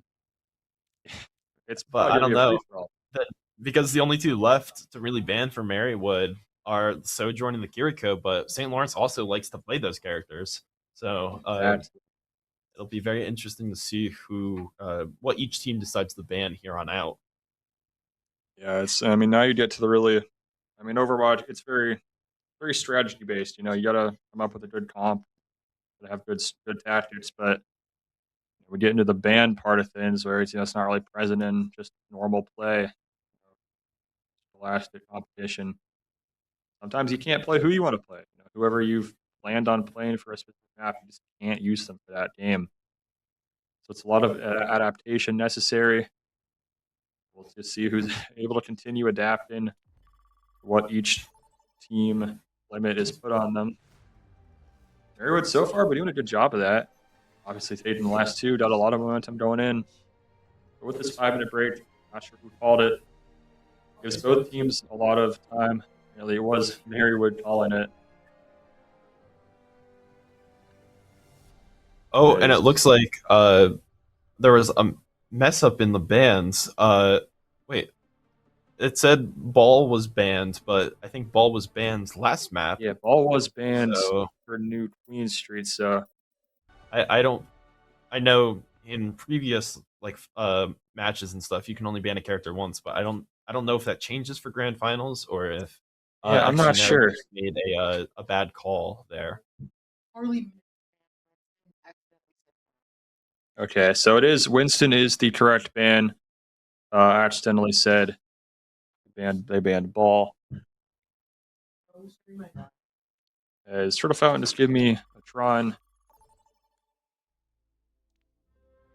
Very stressed. Very stressed. Yeah, I get that. Both teams probably feeling that to some capacity, but who deals with it better, you know? Not entirely sure, how much experience St. Lawrence has in these types of scenarios. Definitely didn't get much at all in the regular season. Not losing a single map. Marywood didn't have that type of success in the regular season, but again, I wonder if we'll see the Junker Queen come out again, but no. Looks like St. Lawrence favoring the Ramatra. Definitely a fan of playing the Ramatra on defense. Jayla doing a patent pendant strat where she peeks out as Ramatra, faking out the team, and then she normally switches back to the Zarya or a Diva, depending on what she sees. And she will be going back to the Zarya.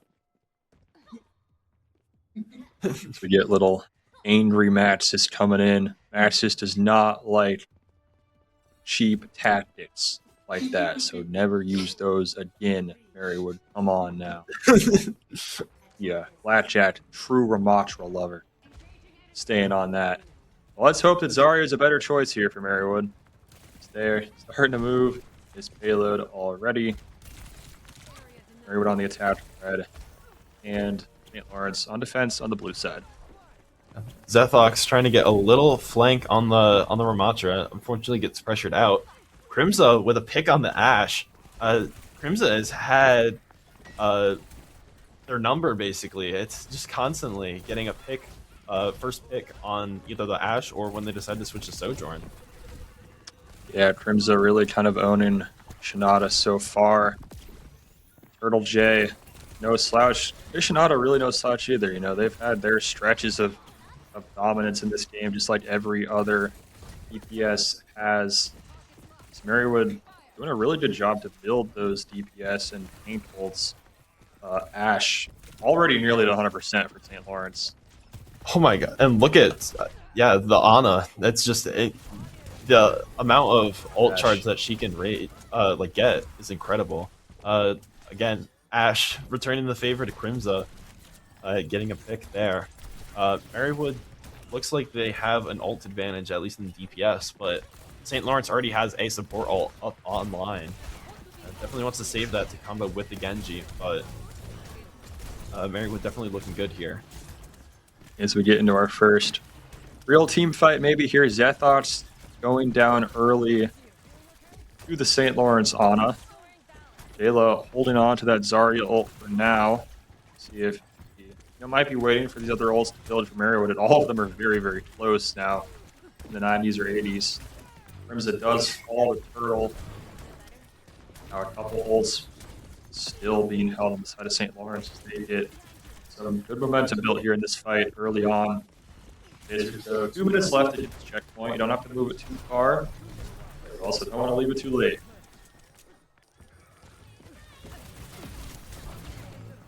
Jayla hopping in. 1v1 doesn't get to go. Marywood building every single ult up here. Jayla uses it for Urza. So does Zetox. Both not getting anything. Forcing out St. Lawrence, both of St. Lawrence support ults. Blackjack gets 3 in the form, and Icing 98 just going back to reset. Yeah, Blackjack deciding that they don't care at all if they support Ursula Drawn. They're just going to take out 3 on their own. Still holding that ult as well. And that Genji ult nearly ready for St. Lawrence. Marywood holding a couple still. A couple supports and the Sojourn. Jayla switching to the Diva, favored on this point because Diva very easily can get to the high ground, whereas characters like the Ramatra, they're stuck down there unless they want to go all the way around. Crimza popping ult, gets a pick on the Wu Yang, is getting really active, gonna try and get a pick onto the Ashe. Goes down to the Genji. Zethox countering for Crimza, getting a pick on the Genji. Jayla and Zethox again get 2 there. Zethox trying to get the Ana and gets it. A lot of picks here. Genji kind of sacrificed himself to take Crimza, but it's allowed Zethox to get into a groove here. And Marywood absolutely need to get this fight. They need to make it to this first checkpoint, or else they're going to have a very tough time defensively. Pushing real close. Contested immediately here, 2.67 meters. Not much longer left here. Going to be going to overtime. Marywood only needing a 2 2/3 meters to go. Turtle J unleashes the Genji ult. Crimson takes Ashe out. Faber gets Jayla out of the match. Genji ult finishes her off. Kiriko ult comes out. It's looking a little rough for Marywood, but there's still a chance. The Ana's really low. Zethox trying to capitalize on that. Fortunately can't. Just stalling the point. Oh, Ana's so low, but gets the Ana. Yeah, huge get from Crimson there, taking out Blackjack, although he also falls themselves. Joss back on, or switches to the Lucio to help Zethox contest this point. Now, most of Marywood is back. So is St. Lawrence with the Ana ult, but Jayla coming up on a Diva ult.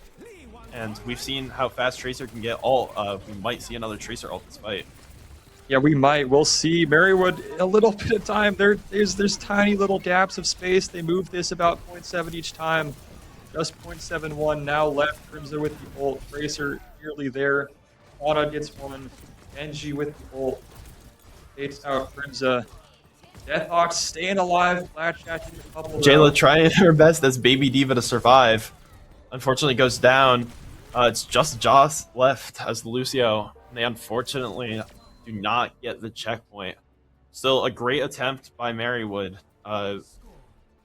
They'll definitely have their work cut out for them on defense, though. Expecting probably Lucio and Junker Queen by St. Lawrence. Absolutely, yeah. Didn't need a Herculean defensive performance here. And again, I mean, these long overtimes, just a staple of this series so far. Another one where it just never seems to end. St. Lawrence giving the Pacers a couple of opportunities here and there during it, just moving it very, very sporadically, but in the end, not able to push it past that first checkpoint. And like we've been saying, very tough now for the Pacers to hold St. Lawrence to a very, very small amount of payload movement. It looks like we have Crimza switching to the Hanzo, but St. Lawrence opting to run the same comp again. Very interesting to see how this Ramatra will kind of do on the offense. We've only seen it on the defense. So we might see a switch from St. Lawrence to the Junker Queen if things get a little dicey. But yeah, we shall see here. Jayla, yeah, back to Zarya, deciding better defensive option than the Diva. We're just going to see how this, first couple fights go. If St. Lawrence are able to get some momentum building, Marywood did win a couple of those early and still they weren't able to get that first checkpoint. Maybe it'll be the same. Maybe it'll be different for St. Lawrence. Wait here so far, some pop shots coming out. Crimza. Everybody's slowly building their ults, just trying to get a little bit of chip damage. Deathhawk's nearly fallen early. Does stay alive. Crimza tagged low by the Ashe. Jayla unfortunately goes down, and Blackjack is just running down Marywood right now. Gets icing. Almost gets Crimza. Crimza trying to escape. So low. Does get Blackjack, though. Blackjack, yeah, great play from Crimza there to survive. Unfortunately, a great pick on the Ashe. Unfortunately, St. Lawrence has been pushing the point this whole time. They do not have much further to go. But Marywood, we've got ults coming up. Do not count them out. They've held positions that were even worse than this before. So yeah, definitely don't count them out. But even it just shows how tough of a task this is. Marywood winning those fights comprehensively, and St. Lawrence still just 17 meters away from winning this map. A couple kills for St. Lawrence will get the job done, but Marywood, they've had their backs against the wall before. No stranger to this. Deathhawks has an ult coming up. Great stick onto the Ana. Turtle trades for Crimza. Jayla does get Yashi. Jayla unfortunately goes down. Both supports still up for Marywood. Oh, Joss goes down. Is that Ramatra ult really swinging momentum back on the side of St. Lawrence? They're pushing hard here off the backs of Blackjack and Turtle. Just a couple more meters left. Stopped at 2.71, eerily similar to where Marywood was last time. Shada does get ice in. Everybody here, Joss falls. No supports left for Marywood. Up to DPS and tank. Dragon comes out by Crimza. Hopefully it's enough to scare them off the point. A couple more for St. Lawrence. And unfortunately, Marywood loses map number 4. Unfortunate there. Pacers unable to set themselves up for success as Blackjack. Unsurprised.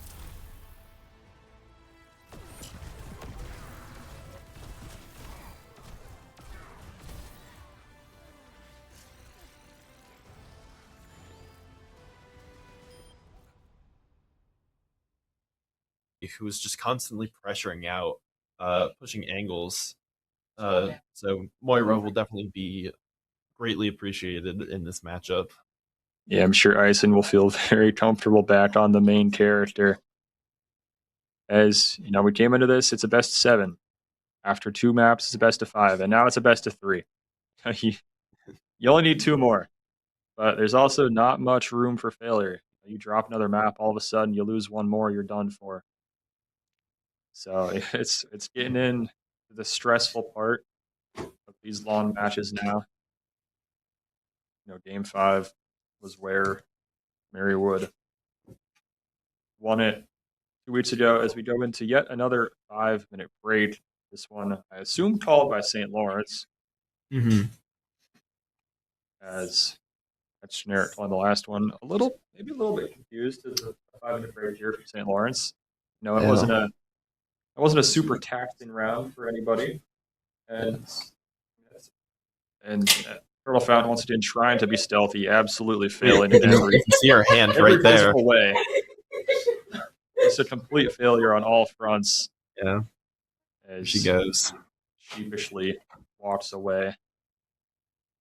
Still see her in the mirror, in the window, by the way. But it's okay. We'll pretend we didn't.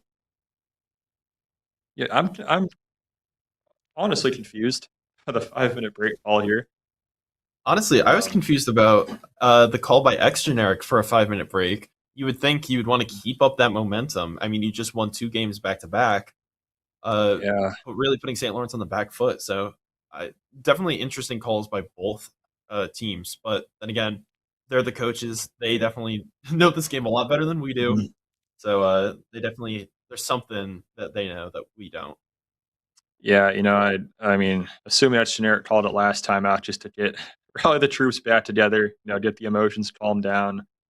Um, yeah, really just kind of struggling to see where St. Lawrence, why they would call for this. I feel like they probably very happy to have Marywood call the timeout last time.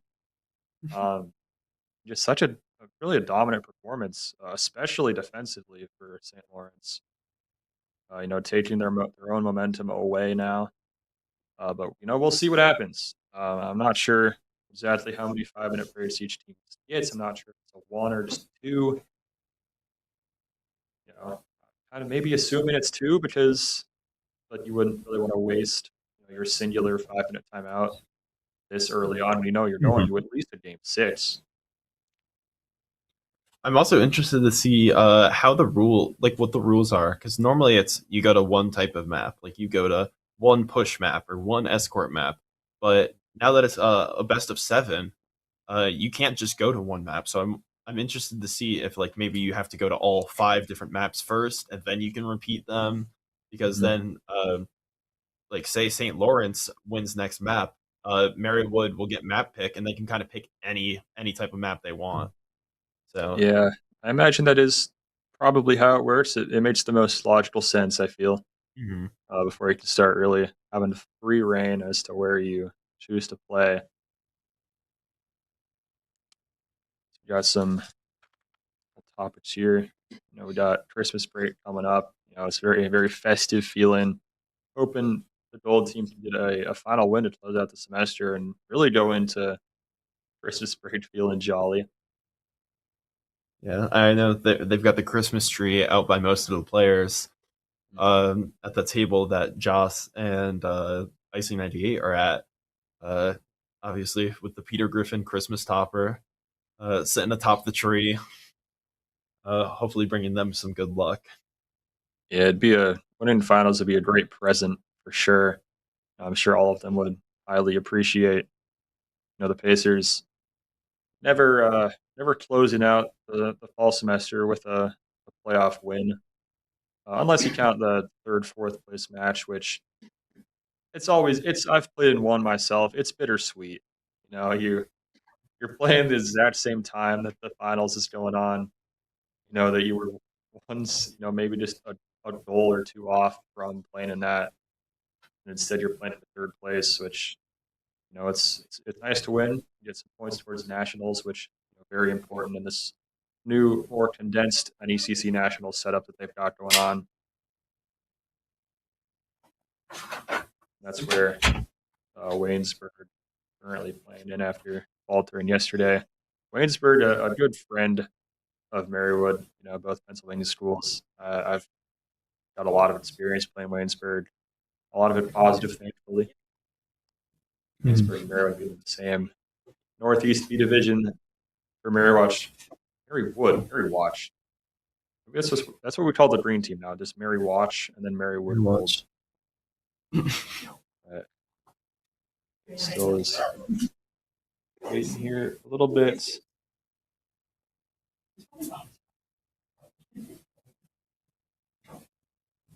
It's a bit of a traumatic experience the other night.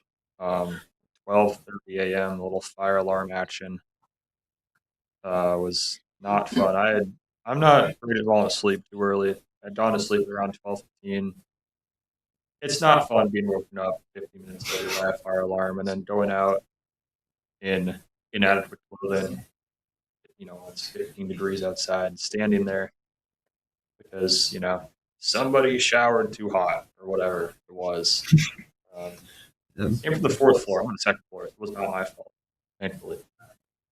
Yeah, I think it's just like a Regina staple at this point, requiring there must be at least a fire alarm happening per month, maybe even per week. Another dance party. I'm becoming accustomed to this. Emily, you're not invited. Get out of my screen right now. Absolutely. Yeah. Goodbye. Goodbye. Let's go. Come on now. Hey, get out of here. Get out of here. Ooh, yeah. Come on, Mary. Oh my, this is even sadder than I was after we lost that map. I'm there we go. Back to normal now. Party's over. Party didn't last for too long. Got shut down. As does look like St. Lawrence is ready for the map pick here. We will wait for that to come through. It's going to be a Marywood map pick for map 5. So, hopefully a little bit of an advantage here. And it's gonna be Flashpoint, I believe. So I wonder if we're going to see the Saravasa pick. I mean, it's a good map for Junker Queen, sure, but we've seen Marywood in the past. Literally 2 weeks ago, putting an absolute masterclass on. I think it was Zethox going on a 29 kill streak. Yeah. Over the course of the match, not dying once. So they definitely feel very comfortable on that map. So we might be seeing Saravasa picked here. Yeah, I don't think a Marywood Overwatch team has ever lost on Saravasa or some stat like that. Like they absolutely dominant on I think my personal favorite map in the game, regardless of Marywood's record on it. I just love how it looks. I love the vibes there. And you can literally see it in the background between like behind our cameras and stuff. The map that's rotating around is Saravasa. Let's see a reveal. Ooh. So it looks like we're going to. This is Samoa. Wait. Yes. It is Samoa, yeah. Samoa. You got some ban pits coming in. Marywood banning the Ramatra. So Okay. maybe a bit of a hit there, the Blackjack. And St. Lawrence banning Tracer. So taking a pretty strong character for Zethox out of the game here. And every single map in a grand final series is pivotal. It's very, very important. Now we're on map 5. Yeah. To win this, you need one more. And you don't have any lives left to lose if you lose. So very important here. Also, this answers our question. We have not played a Flashpoint map yet, but we've gone to another like capture the point type map. So it looks like you don't need to finish all 5 maps before you're getting to pick a second. We'll see how things go. We'll see it. Apparently, neither team much of a fan of Flashpoints. None of them have been pitched so far. Samoa, a very pretty map in and of itself. I'd like to vacation here. Maybe not with everything going on that is going to be going on, but if it was peaceful for a little while, I'd like to go there. And St. Lawrence looking like they looks like they're trying to take Marywood's comp here. They got the Moira, Kiriko, Sojourn Reaper. The only difference, they have a Junker Queen. So I wonder if we'll be seeing a basically mirror matchup, except for the tank difference. Yeah, we will see Zethox on the Symmetra staying on it as well. Nope. Never mind. Don't listen to me. So we go from starting this series off with having no similar characters to 4 of the same characters. So yeah, everybody kind of realizing, you know what? Let's just ditch all the variation. These are the best guys for this map. Obviously, only difference being the tanks. As Crimza opens it up with a hit on a Turtle J, not the usual Kishinada. No Sojourn on Sojourn action just yet as Marywood early jumping onto the checkpoint here, and they do get control. Only 1 kill necessary. So a good start for the Pacers. Kind of bloodless control taken. Just trying to get another pick. Oh, hits Kushinada so low, but unfortunately does not get the kill. Yeah, good sigh of relief coming out from Nada, but ain't here. Blackjack takes out Jayla. Crimza, though, does take Turtle J. And Marywood with a respectable 26%. They're still doing very well right now. Ult-wise, it's a pretty even game. Marywood just a little bit closer on most of their ults. Yeah, absolutely very even. Just a couple kills each side. Neither team's really built that much percentage just yet. Oh, and a huge pick by Crimza onto Blackjack. Definitely the scariest member of St. Lawrence's team right now, and that threat has been eliminated. So For sure. Yeah, it's Yashi and Zethos both are down. A rough game for the Reapers in general so far. Yeah. Really not nobody having a great time so far on that character. Trishanada building up that Sojourn ult on with Kiriko. Grimza and Icing though with ults and Jayla, Tiered, and Joss very, very close. Trishanada unleashes that Sojourn ult. Do they get anybody? Yes, Icing goes down, but nobody else. Does get Joss. Marywood building that to 51%, but St. Lawrence is taking that back. Marywood, 4 ults on the board right now. Definitely, we might see a huge combo. Jayla might be saving that ult to wait for Zethox to get Reaper ult. A very deadly combo that we've seen in the past. Yeah, and this fight coming up, not necessarily the decider, but if both teams are going to be using all these ults, which both Moira's activated, Grimza as well on the Sojourn ult. Sheila holding it for now. Junker Queen popping her ult right now. Jayla popping her ult. Everybody's going for it. Huge Jayla fight. takes a couple out, does fall to Turtle. And the win in this team fight going to St. Lawrence. Basically everybody chipping in there on the blue side. No. Very even ult game. Both the Reaper and Kiri being the only on each team to have ults right now. Yeah, even ult game now, but definitely not even percentage-wise anymore. St. Lawrence really climbing here. A team fight loss for Marywood does spell advantage. Zethos does the Reaper ult, but taken out by Kushanada. Does fall themselves. Okay, though. Drone Reaper ult gets one. Icing goes down. Jayla Zethos alive, but not going to work out for the Pacers in the end. As St. Lawrence capture the first point on Samoa. Yeah. Still a great performance by Marywood. They took a very early lead, so as long as they can keep doing that, and hopefully finishing out through the map, they're definitely not out of this. For sure, as you get a little Mad Max's action. Tactical pause taken here. Held by X Generic.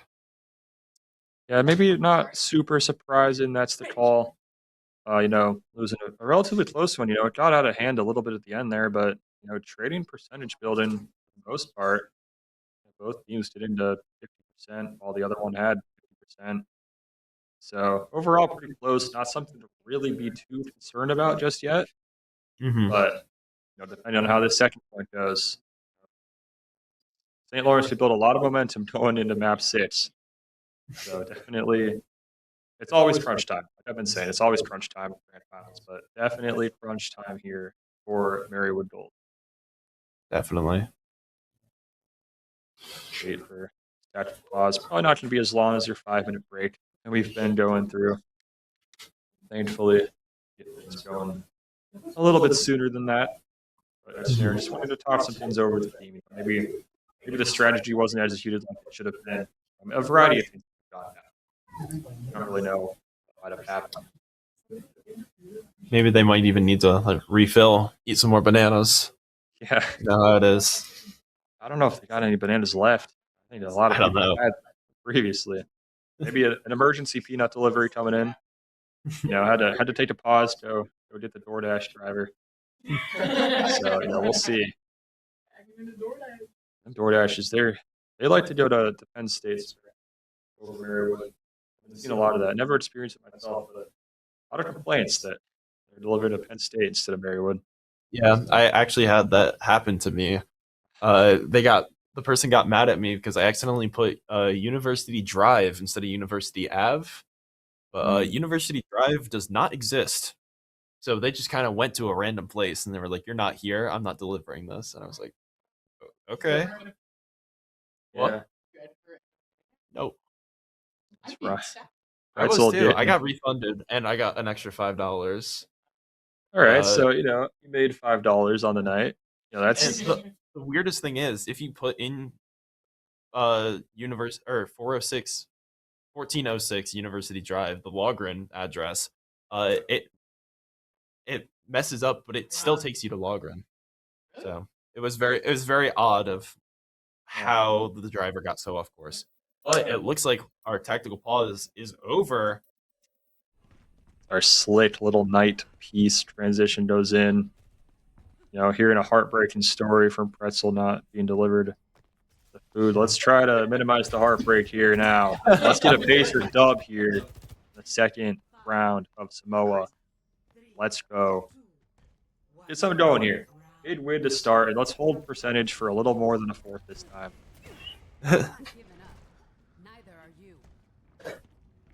I've been struck by a marker that I mean, let's get going. We're back serious mode. Pacers starting this fight. Gila already on point. Unlocked for 4 seconds. Ooh, Crimza. Hard. Just really chip shots, but point unlocking now. And Marywood were in a better spot, but St. Lawrence charging back now. A lot of bodies on that point, and they're going to take control early on here. Crimza gets a pick on the Reaper just before going down. Yeah, a lot of DPS trades coming out for both teams in the early stages of basically every team fight. Marywood now on the attack, and successful attack. Nearly. Holden Preston right now. Blackjack does go down. Jayla grabs control back for Marywood after a very, very short stint for St. Lawrence. Really mirroring the last round here. You know, a little bit of percentage built for one team. The other one grabs it back right away. And just looking at ults real quick, look at the Junker Queen versus Zarya difference. Jayla almost up 40% on the Junker Queen, almost has ult. Marywood definitely in a great spot, and even looking at Zethox and its Turtle, up a good amount. A big ult to try and stop St. Lawrence from pushing in super aggressively. Yeah. St. Lawrence uses all 3 of the ult they had at their disposal, and Marywood using 2 of theirs. St. Lawrence winning the point, but Marywood still up on ults, almost having 3 in the bank. Yeah, a bunch of ults used there, and you know, yeah, 5 total players with their ults even remotely close. Favored gets Zethox, and Turtle J gets Jamila, so they're gonna have to wait for that Reaper ult for a little while. Turtle gonna build their ult as well as Blackjack. A little bit of a lull in the fighting now. You know, Marywood building that to 37%. St. Lawrence taking control up at 60% now. 3 to 2 ults, like you said, no one else remotely close. But I'd say, you know, 4 pretty devastating ults. Blackjack unleashes the Junker Queen. It does get Crimza afterwards. Marywood still having all 3 of theirs. Unfortunately, Crimza was one of the 3, so it'll be a little bit before we can get that. Ison and Joss both being hit pretty hard here. Turtle does fall, though, Ison as well, so a little trade here. Both Reapers ulted this fight. Zethox gets Junker Queen. Crimza gets the Sojourn Diff. And Marywood has a bit of a percentage to make back, but they're still not out of this. Jayla and Icing coming up on their ults. Definitely are. Just unfortunately, it's a similar case for St. Lawrence. A few ults nearly built there, but Marywood, you know, they just got to hunker down now and hope they can survive for a while. They only need 35% left, but St. Lawrence only needs 7. Jayla gets the Zarya ult. Zethox almost goes down. Jayla, huge ult, gets a pick, gets 2. Absolutely massive there from Jayla, taking out Blackjack and stopping Kushinada's ult from doing anything. Pacers now absolutely back in this fight to win round 2. Very, very crucial round as well. But ult favor definitely back for St. Lawrence. They've got to get something going here. We want to touch and try and test this. Turtle falls, though. Oh, and Favored goes down as well. Still got the Kiriko all out in time, but not having the support from Kiriko, it's definitely going to make this an uphill battle for St. Lawrence. Zethox has an ult online. Might just rip it on this Junker Queen. Does rip it on the Junker Queen. Crimza gets the final hit. And Marywood, they're just cleaning up as St. Lawrence walks out one by one, and they cannot touch. Marywood takes round 2. Yeah, really well done for Marywood there, but it just seemed odd from St. Lawrence, to be honest. They kind of charged in one by one, but they took a while to get there. You know, they barely made it before, you know, overtime ended. And just, you know, they weren't able to really get anything going. Marywood all surrounding that point. St. Lawrence, you're not. It's like, you know, it's like those action movies where you send one guy in at a time to fight, and that guy is always going to lose because they're taking on 5 dudes at once. Yeah. We just saw that right here. Maybe that was the tactic all along. Most of the was like, hey, let's just group up, use our numbers advantage. Unfortunately, Zethox messes up the Symmetra teleport, kind of smirking at himself there. Yeah, realizing that was a little bit of a mistake, but hopefully not a costly one. You know, something so early on, it's usually not going to burn you. Get into this fight now, and this is huge. You know, whoever takes this point is going to take map 5 and move on to series point next time out. Really contesting. Nobody wanting to let the other side get a lot of momentum early. Shinada getting the first pick onto Kayla, though. Good loss for Marywood off rip. Gets another pick on Crimza, and Icing 98 goes down. St. Lawrence takes first point. This is how round 2 started, and we know the result of that. So hopefully, history repeats itself here. Yeah, historically, whoever's first to touch, first to control is not come out on top. So I was half expecting to see both teams just kind of sit in their spawn and wait for the other team to take control, but we didn't see that happen. Both teams trying to get it. St. Lawrence succeeding now. Tough task of defending against Marywood. Turtle J falls to Jayla. Zethox gets in there, gets a nice pick on the Kiri. Blackjack's low, goes down. Zethox on a tear right now. It's super effective from Zethox there. You know, we were seeing the Reaper kind of ineffective on both sides earlier. Absolutely not the case right now. Zethox saying he doesn't want to be on the sideline anymore. Just be the main character, and throughout this point, absolutely has been. Yeah, and Marywood, the first team to get their ults online, both the Sojourn and the Moira ult. St. Lawrence now has their Kiriko ult up, and they had it, now they just used it. St. Lawrence coming up on multiple of their ults as well. Crimza popping their ult, trying to get a good pick. Zethox gets 3 with the Reaper ult. A huge ult right there. Didn't even require the grab by Jayla. So, a huge play. Yeah, absolutely massive stuff. You saw him get that ult and use it basically immediately. Unfortunately, that same Reaper ult is waiting on the side of St. Lawrence. Turtle J's has got to stay alive for a while to use that. Shinada unleashes the Sojourn ult. Huge Jayla. Hopefully they can capitalize on it. Zethox gets a pick on the Reaper. Huge, because Reaper is no longer going to be able to ult this fight.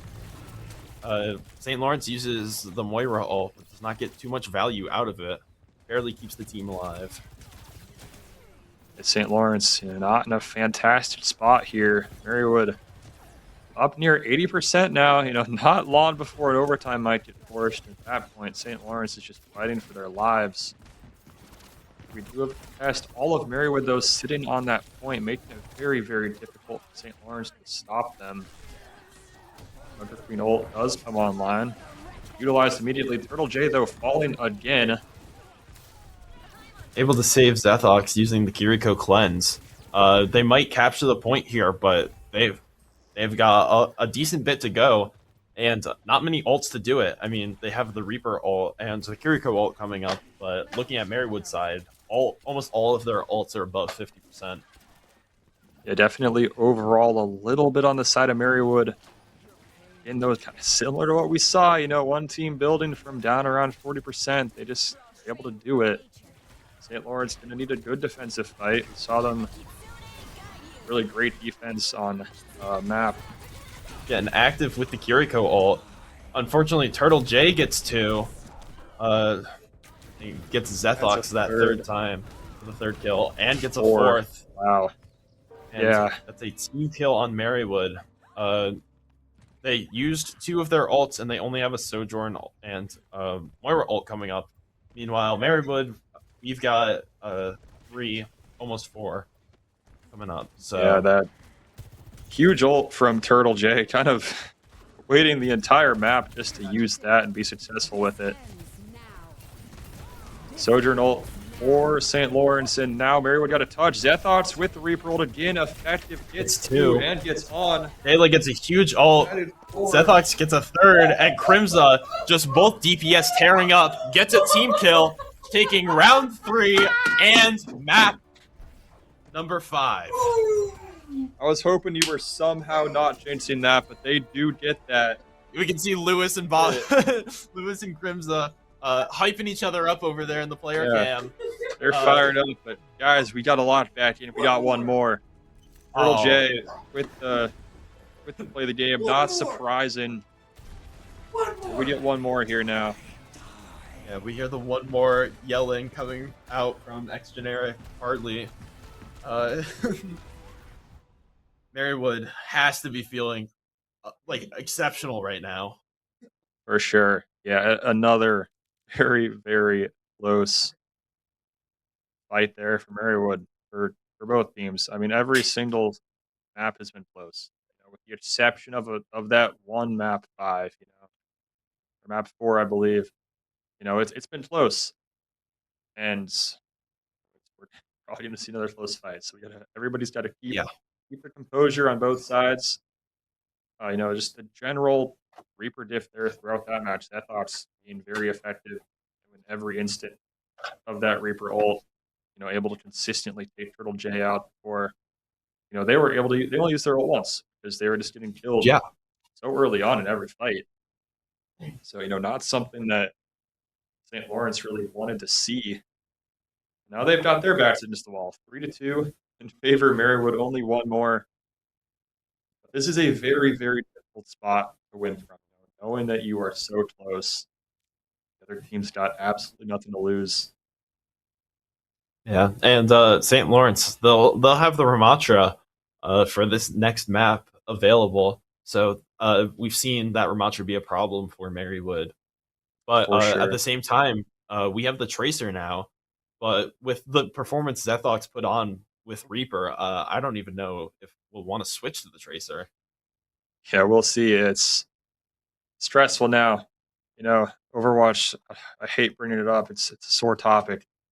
Overwatch Green last year, up 3-1 in the final, unfortunately losing in map 7. And the storyline at that point, at some point, was 3-2.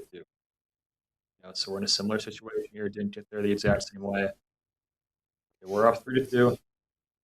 And Gold try and rectify past and just bring something new from Marywood Esports. Never a grand final winner from here. And now in this, NECC Division 8 Northeast, win grand finals, clinch nationals, huge for the program. But still a little bit to go. Not over just yet. As we wait for possibly the penultimate map pick, possibly the final one. Marywood surely hoping it's the final one. You don't really want to go to a game 7 if you've got a 3-2 lead. St. Lawrence, we've been mentioning how they before yesterday they had lost a map, and before an hour and change ago they hadn't lost 2 maps, and then they haven't lost 3 maps. They've never been on match point this season. Marywood has been. Marywood has lost a match. Marywood's won a match. St. Lawrence have never been in a do or die situation in either direction. They've never had to win or they're knocked out. Marywood has been in that position. They've succeeded from it. See if they can replicate that again. The vibes are definitely high.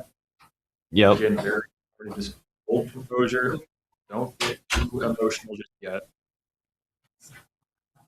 Stay locked in. Stay focused. Try to get one more. I did just hear some info from Emily. We will see that the map pick come up onto the screen in just a short moment. The enemy team has picked Saravasa. I'm not sure if they know how comfortable both of the Marywood teams are on this map.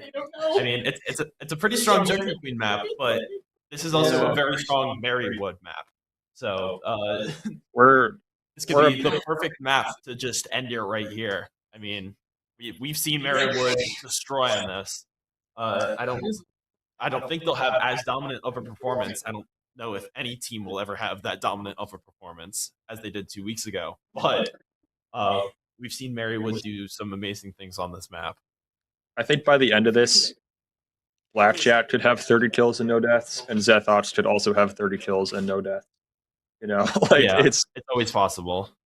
It's very, very up in the air there. Yeah, I mean, you expect St. Lawrence to be pretty comfortable on this map, but like you said, Marywood also very, very comfortable. Definitely saving Saravasa to be used later on, when they needed it. Probably didn't expect it to be picked for them by the other team. So they've, even if somehow you lose Saravasa, not whatever map you were going to pick, your second choice, it's in your back pocket for map 7. We do have to wait and see what the bans are. Know that Zethox will have Tracer available. Yeah, I don't think they can really take away any of Marywood's characters. I mean, I don't know who they could ban. Maybe like Hanzo, but I doubt Crimza was planning on playing Hanzo on this map. Yeah, it's a situation for both teams where your band's probably not going to be super duper effective. Was the Sojourn banned? I know it's actually used. I don't know if the Sojourn's been banned yet. I know it's a favorite from Kushinada, but we've seen them play Ashe before. We know they can do other characters. Yeah. So we'll wait to see who gets banned here. Definitely going to be a little less impactful than it has been in the past, character ban wise, but we will see in short time. Not just yet. Just yet. My mistake. Very emphatically handed to me. The bans are going to be Sojourn and Mauga. Okay, so that answers our question. Sojourn hasn't been banned yet. Definitely hit to both teams, but maybe it's a little bit more of a hit to Marywood. But we've seen Crimza play the Hanzo. We've seen them on the Cassidy. Just like a lot of the hit scan characters. So this should still hopefully not hinder Marywood too much. Yeah, we will see. And it's not a pick that you think St. Lawrence is super happy with. Having to ban Sojourn. Just because it does put some pressure on Kushinada. Can't fall back on that Sojourn at all. And that Mauga also banned. I'm not really sure if that was in the game plan for anybody. I mean, maybe maybe St. Lawrence really likes Mauga on this map, but I figured they were just gonna run Junker Queen anyway. Yeah, I guess realistically, either team could have banned Sojourn. Yeah, it could have been a St. Lawrence Mauga ban. I'm gonna assume St. Lawrence because I have never seen Jayla play Mauga. I don't think. So Who was the Mauga ban? Okay, we do not know who this Mauga ban was. It probably came in through NECC chat. We will see. You don't need to ask.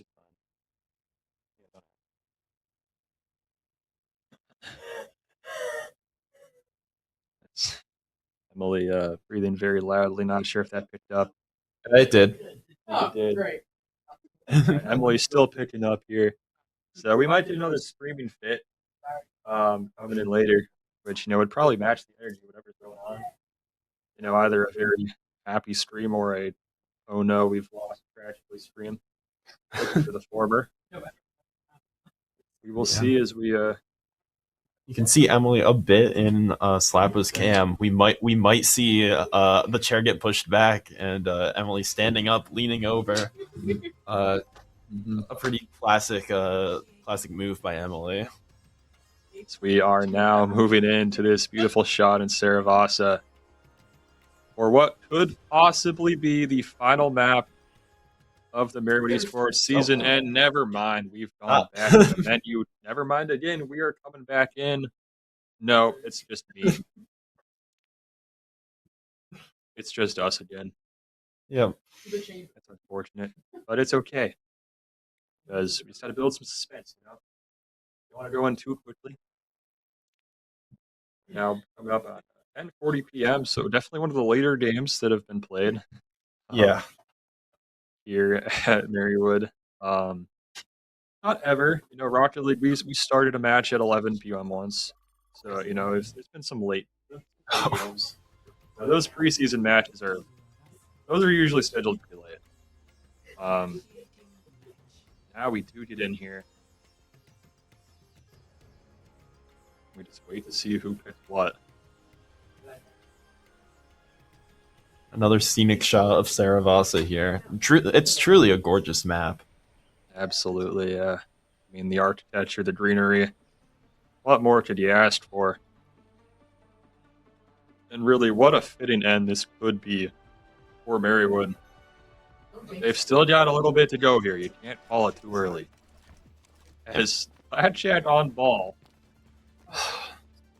Certainly going to be rough, but kind of fortunately, Crimsa being forced onto the Cassidy, that grenade is really good against the ball. So Crimsa might have even wanted to play Cassidy, knowing that the ball was there. So this is kind of a stroke of luck for Marywood, but we'll have to see.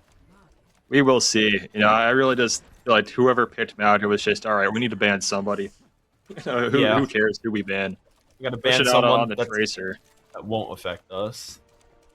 Yes. That's thoughts on the Reaper. We're going to start here on map 6. Face your favorite Saravasa. Got no stream delay whatsoever. So we hear that generic stream and we know what's happening. Blackjack starting it off strong for St. Lawrence though. Taking icing 98 out. As St. Lawrence capture control this point early on. But again, capturing point hasn't exactly been the best move in recent times specifically. On Saravasa, the vibes might be a little different. It's building pretty quickly here, but definitely faster than it was last time. Crimsa trying to take out that Tracer. Unfortunately, she recalls just in time. Crimsa building ult really fast. Same with Joss. Both of them really, really high ult charge right now.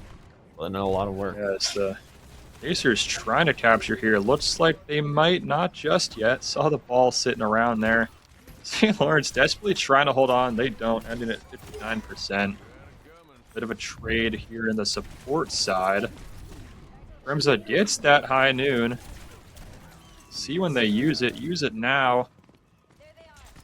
Goss also builds the Kyriel. Kushinada has Pulse Bomb on Tracer. Crimsa unable to get anybody there, but Marywood's steadily building up this percentage. And a little headshot on the Genji taken down to half. Kushinada uses Pulse Bomb. Does not stick anybody. Zethox uses an ult. Tries to get the Kiri, but Icing finishes that job for him. Yeah, Blackjack going very low health for a second there. Able to be saved, but Turtle J falls. Marywood definitely in charge here. Something we are very accustomed to seeing on Saravasa. A couple support ults built. Just one Kiri ult on the side of St. Lawrence, and maybe Genji gets that ult, but so maybe not. Marywood into the 90% now. St. Lawrence going to have to push hard as a team that they've not been great at so far.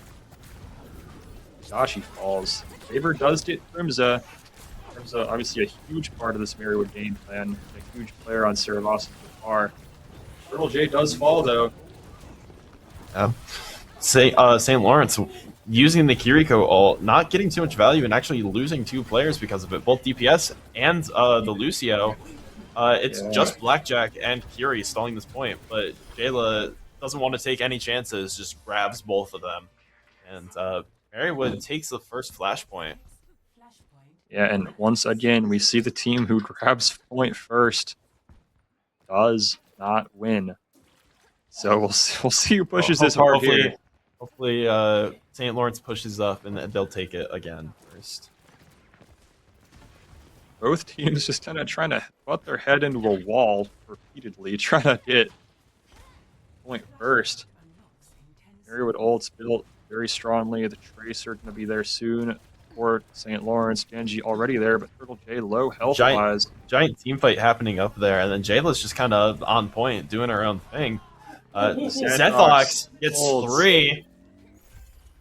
We're just watching history repeat itself. Zethox again on Saravasa. Crimson cleans up. Marywood this time the first to touch point. See if they're able to break this recent trend of first touch point loses. Yeah, St. Lawrence have both DPS ults up, and now they have the ball. Meanwhile, Marywood has the Cassidy ult, which is used right now, and both support ults online. Crimson just kind of zoning them out, forcing St. Lawrence to kind of stay back, risking getting one-shot by the ult. Yeah, not a bad ult usage at all. Help them stall, help them build that percentage a lot. Oh, shutting down the Genji ult. A huge pick by Icing there. Definitely a team effort, but a huge pick. Absolutely, and all those ults we were talking about St. Lawrence having are just gone now. Marywood, it's Blackjack goes down. It's an out. Hey, this is going so smoothly for Marywood on Saravasa. It's something we've seen plenty times before. St. Lawrence forced into another. Let's see if the Lucio can actually touch in time. He can. They don't. Marywood takes the second flashpoint. I'm not gonna say anything. I'm not saying anything right now. But Marywood's definitely feeling pretty good. And ult wise, they're definitely doing very well. Absolutely. As look at that Blackjack character. We see the switch to the Orisa. That's Orisa. Nobody we've seen so far. Certainly an interesting pick. I feel like Zarya does pretty well into Orisa, but we'll definitely see. Blackjack must be thinking they can do a little bit better on this. Kiriko ult comes out from St. Lawrence, but we counter with our own Kiriko ult. Pushinata starts this off with a get on Crimson. Already low. Orisa goes down. Everybody's going down. Everybody's getting kills, but Icing and Jayla still alive. Pick on the Kiriko. Marywood using both of their support ults, but they win that fight. Jayla still has ult online. Blackjack, in a bit of a character crisis right now, switches to the Junker Queen. Kind of unsure of what to do against Marywood, who's playing so well right now. Absolutely, and Marywood now 70% away. Keep taking it one fight at a time. Can't look too far in the future, even though Glory's not too far. Keep pushing here, though. Zethox, Crimza, Jayla, all 3 ults. Huge advantage there. Ooh. Lucio uses ult. That means whenever Jayla, next fight, whenever Jayla decides to use Grav, they have 0 defensive ults to kind of counter that. So we might just see a huge Grav into Crimza High Noon, Zethox, Death Blossom. There's a lot of things we could see happen.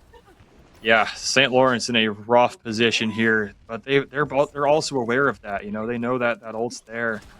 They've got to be nervous about that. You know, try and somehow come up with a defensive strategy that allows them to survive past this possible ult advantage. That Reaper ult kind of close. A huge ult. Activate that. Gets booped away, but still gets some good damage. They get 2, get 3. They 3, yeah. And they are going to grab point here again, just 30% 30% left. left for Marywood. St. Lawrence doesn't have many ults coming up. I mean, they have the Reaper, but if they can end this fight pretty quickly, Junker Queen and Kyrie are not going to have their ults for the fight. As we get into 90% now, Marywood, it's going to be an overtime for St. Lawrence. Can they get anything to go? Crimson. High noon activated. Turtle J Jayla falls. cancels the ult.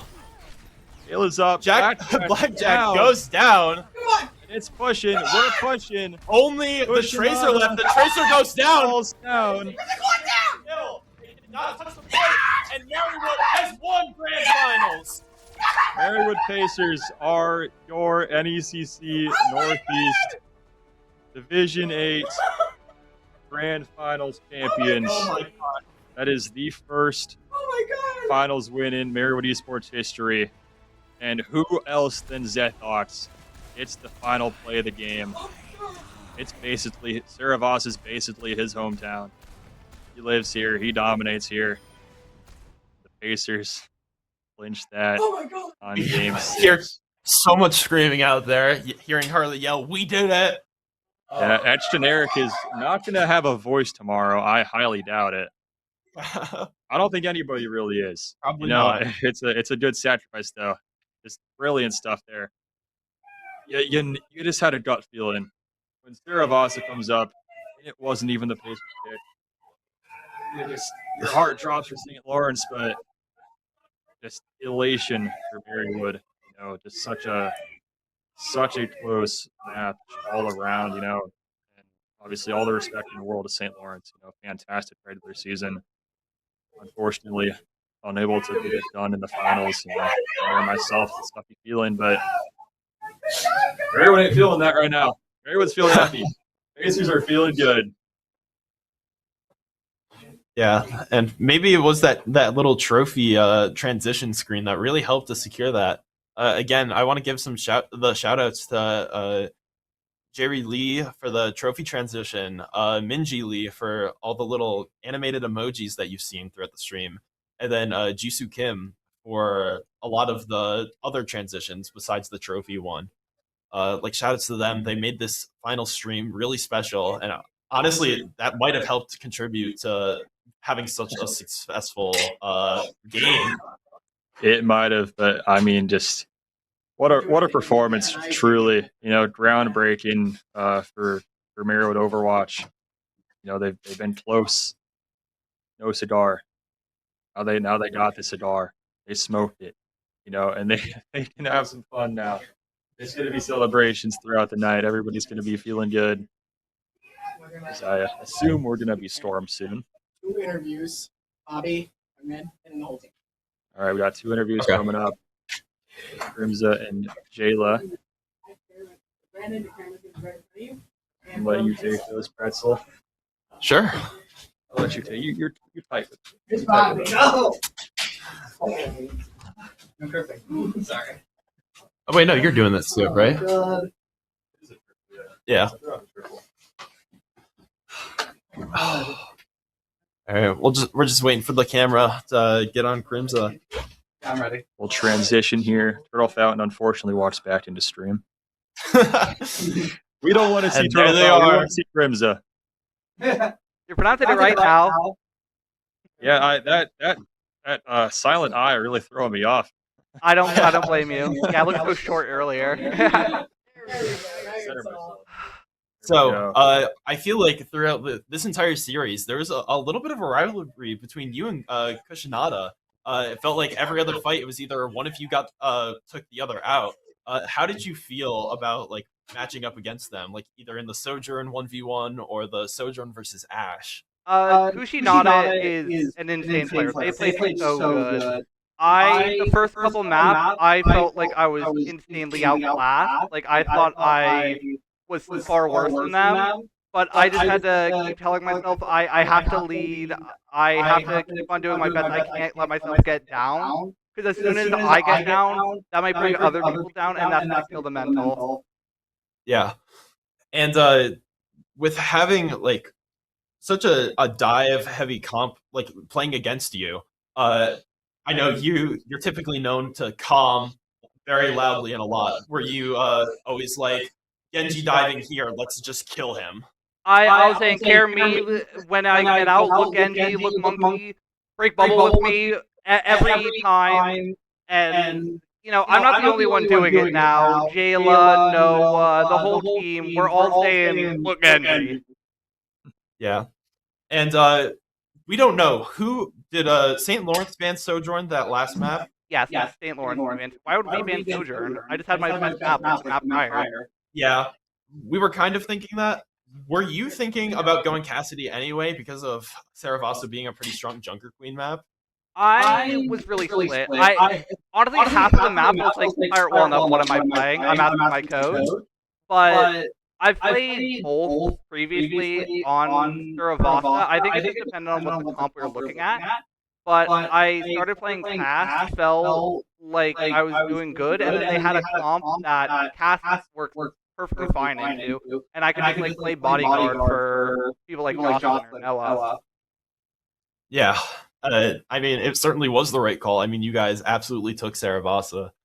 Yeah, and just to confirm, Saravasa was their map selection, correct? Yes, that was their map pick, and we 3-0'd them on it. I think it was more mental. They were on the back foot. If they lost that map, the series was over.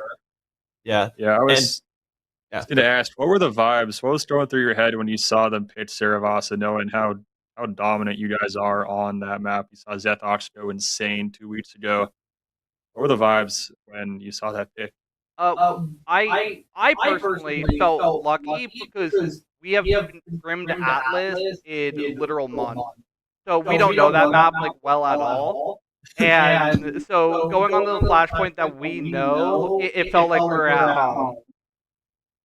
Yeah, for sure. And this, final, if you want to shout anybody out, thank anybody, now's your time. You got the whole stage. All right, that's perfect. I was like thinking about that.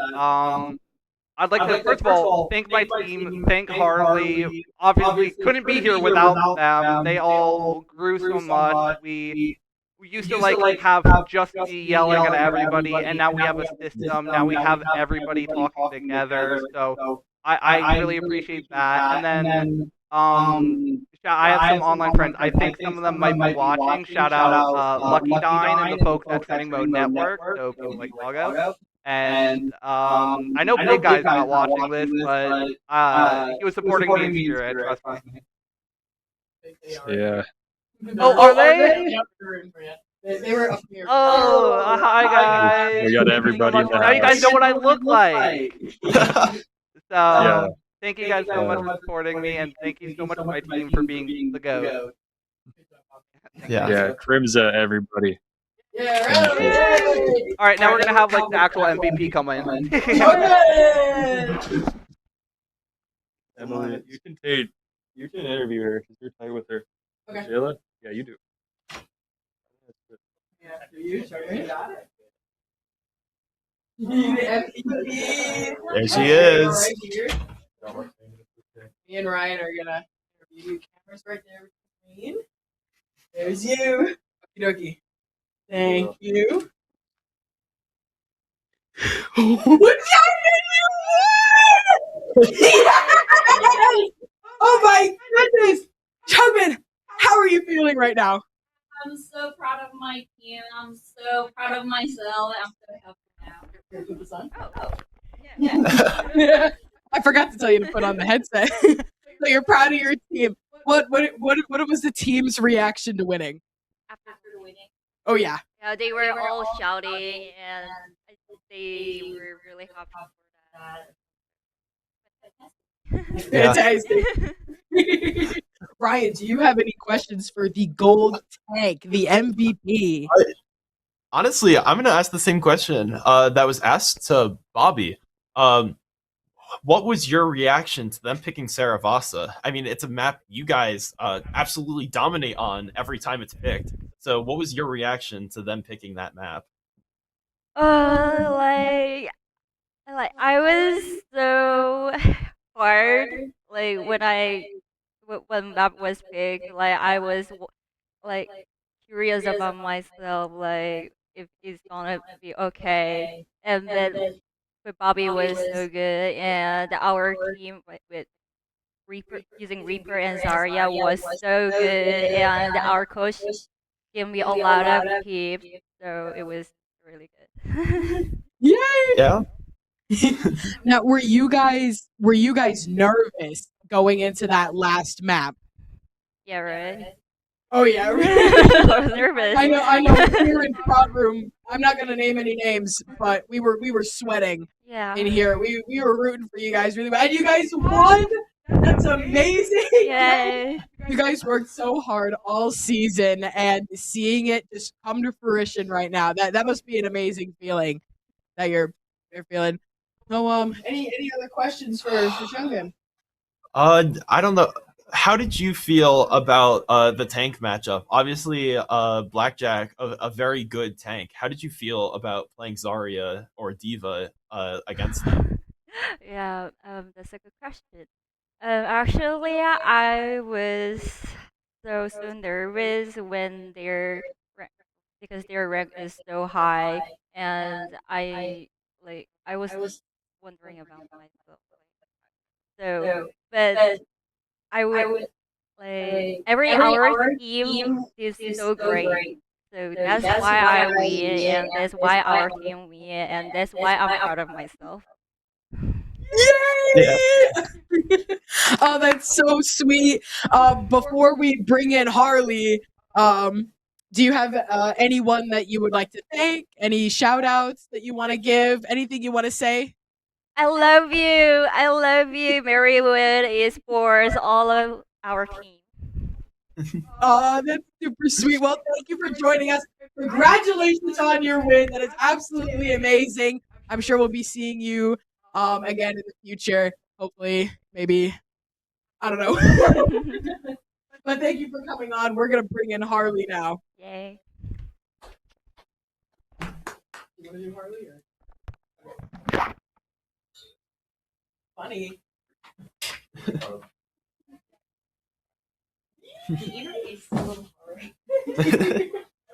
All right, Harley. Evil demon turtle fountain's gone again.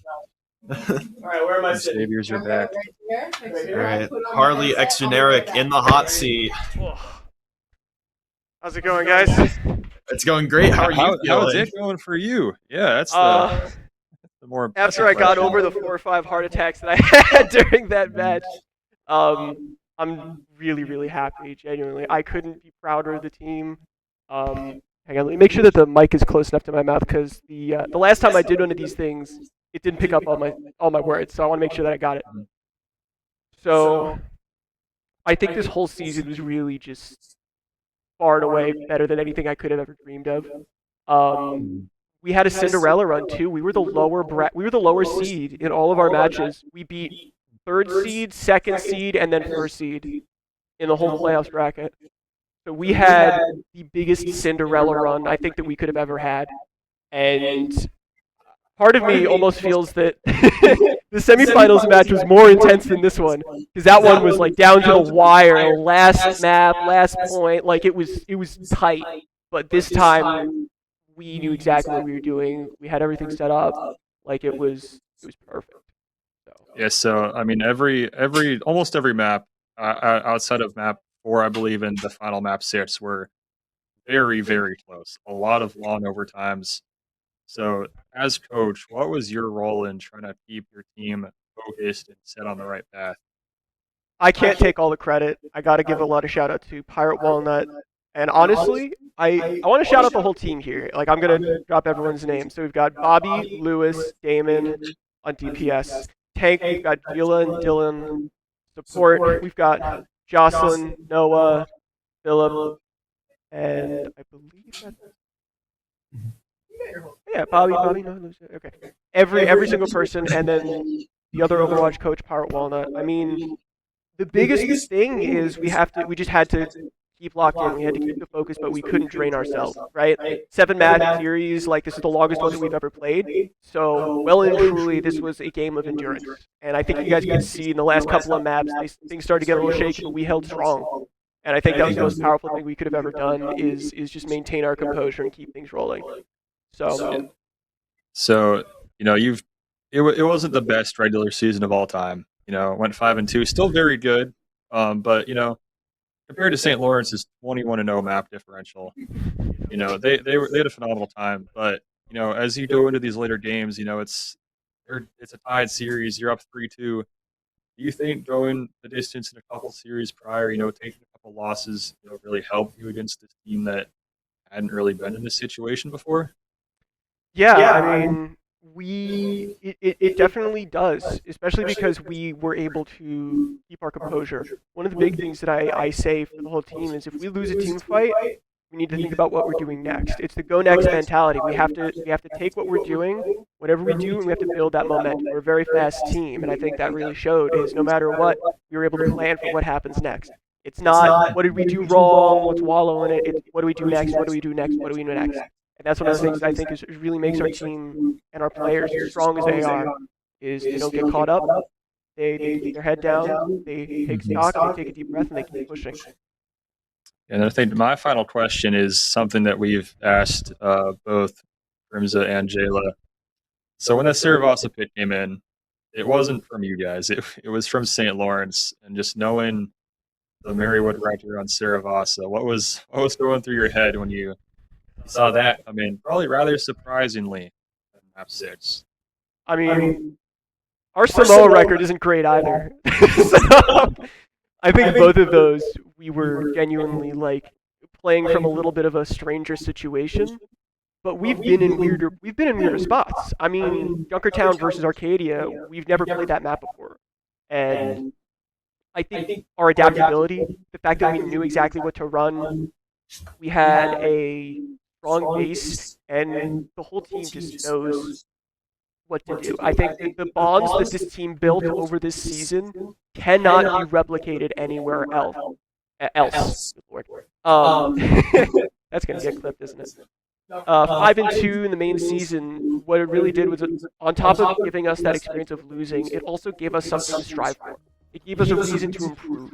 It allowed us to be better, to find new ideas, and to push the boundaries of what we think is possible. And that really came into play in the postseason, and now we're walking away with a trophy title. So, and with that, I should also say we've clinched a 100% guaranteed spot in the NECC Nationals by winning the fall division. So, we're in, baby. I actually have one last question, Jack. If you can repeat it. So, what color is the beard gonna be? Yeah, so I believe a bet was placed earlier that if the gold team won nationals, or not nationals, but won playoffs, that Harley's beard over here would not be the color it is right now. So, yeah, I've been what's that going to be? Been growing it out a little bit. I know the team was playing around with a couple of ideas, so I'll have to go out and get the consensus again. The ideas were either bright Marywood green or bleach it white so that I can be the skinniest Santa that people have ever seen. So we'll see what happens. I'll make sure that we get a photo, and we'll put that out on the Instagram and the Twitter and all that fun stuff.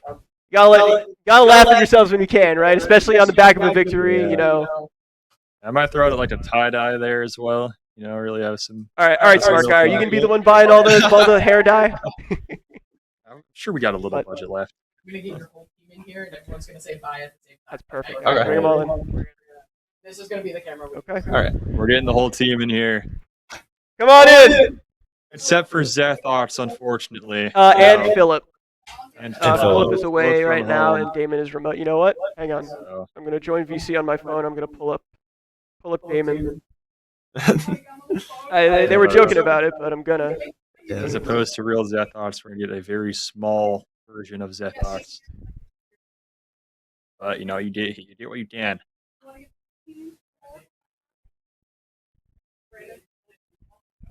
All right. Right here. Everybody doesn't want to go where Turtle Fountain is. I've got you on my phone.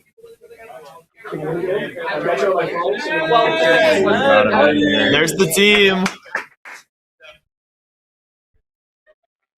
Camera's right here. All right, there he is. Damon, say hi. Yeah, there we go. Praise him! Just the whole team. I think really everyone just went absolutely crazy. I want to say a big thank you to every single person here, everyone far, wherever everyone is. Thank you guys for making history as part of Marywood Esports. I'm proud of all of you. I'm so proud of you beyond words. Thank you for making me feel like the proudest esports director of all time. Thank you guys. Everyone say bye, stream. Have a good night, y'all. Bye, stream.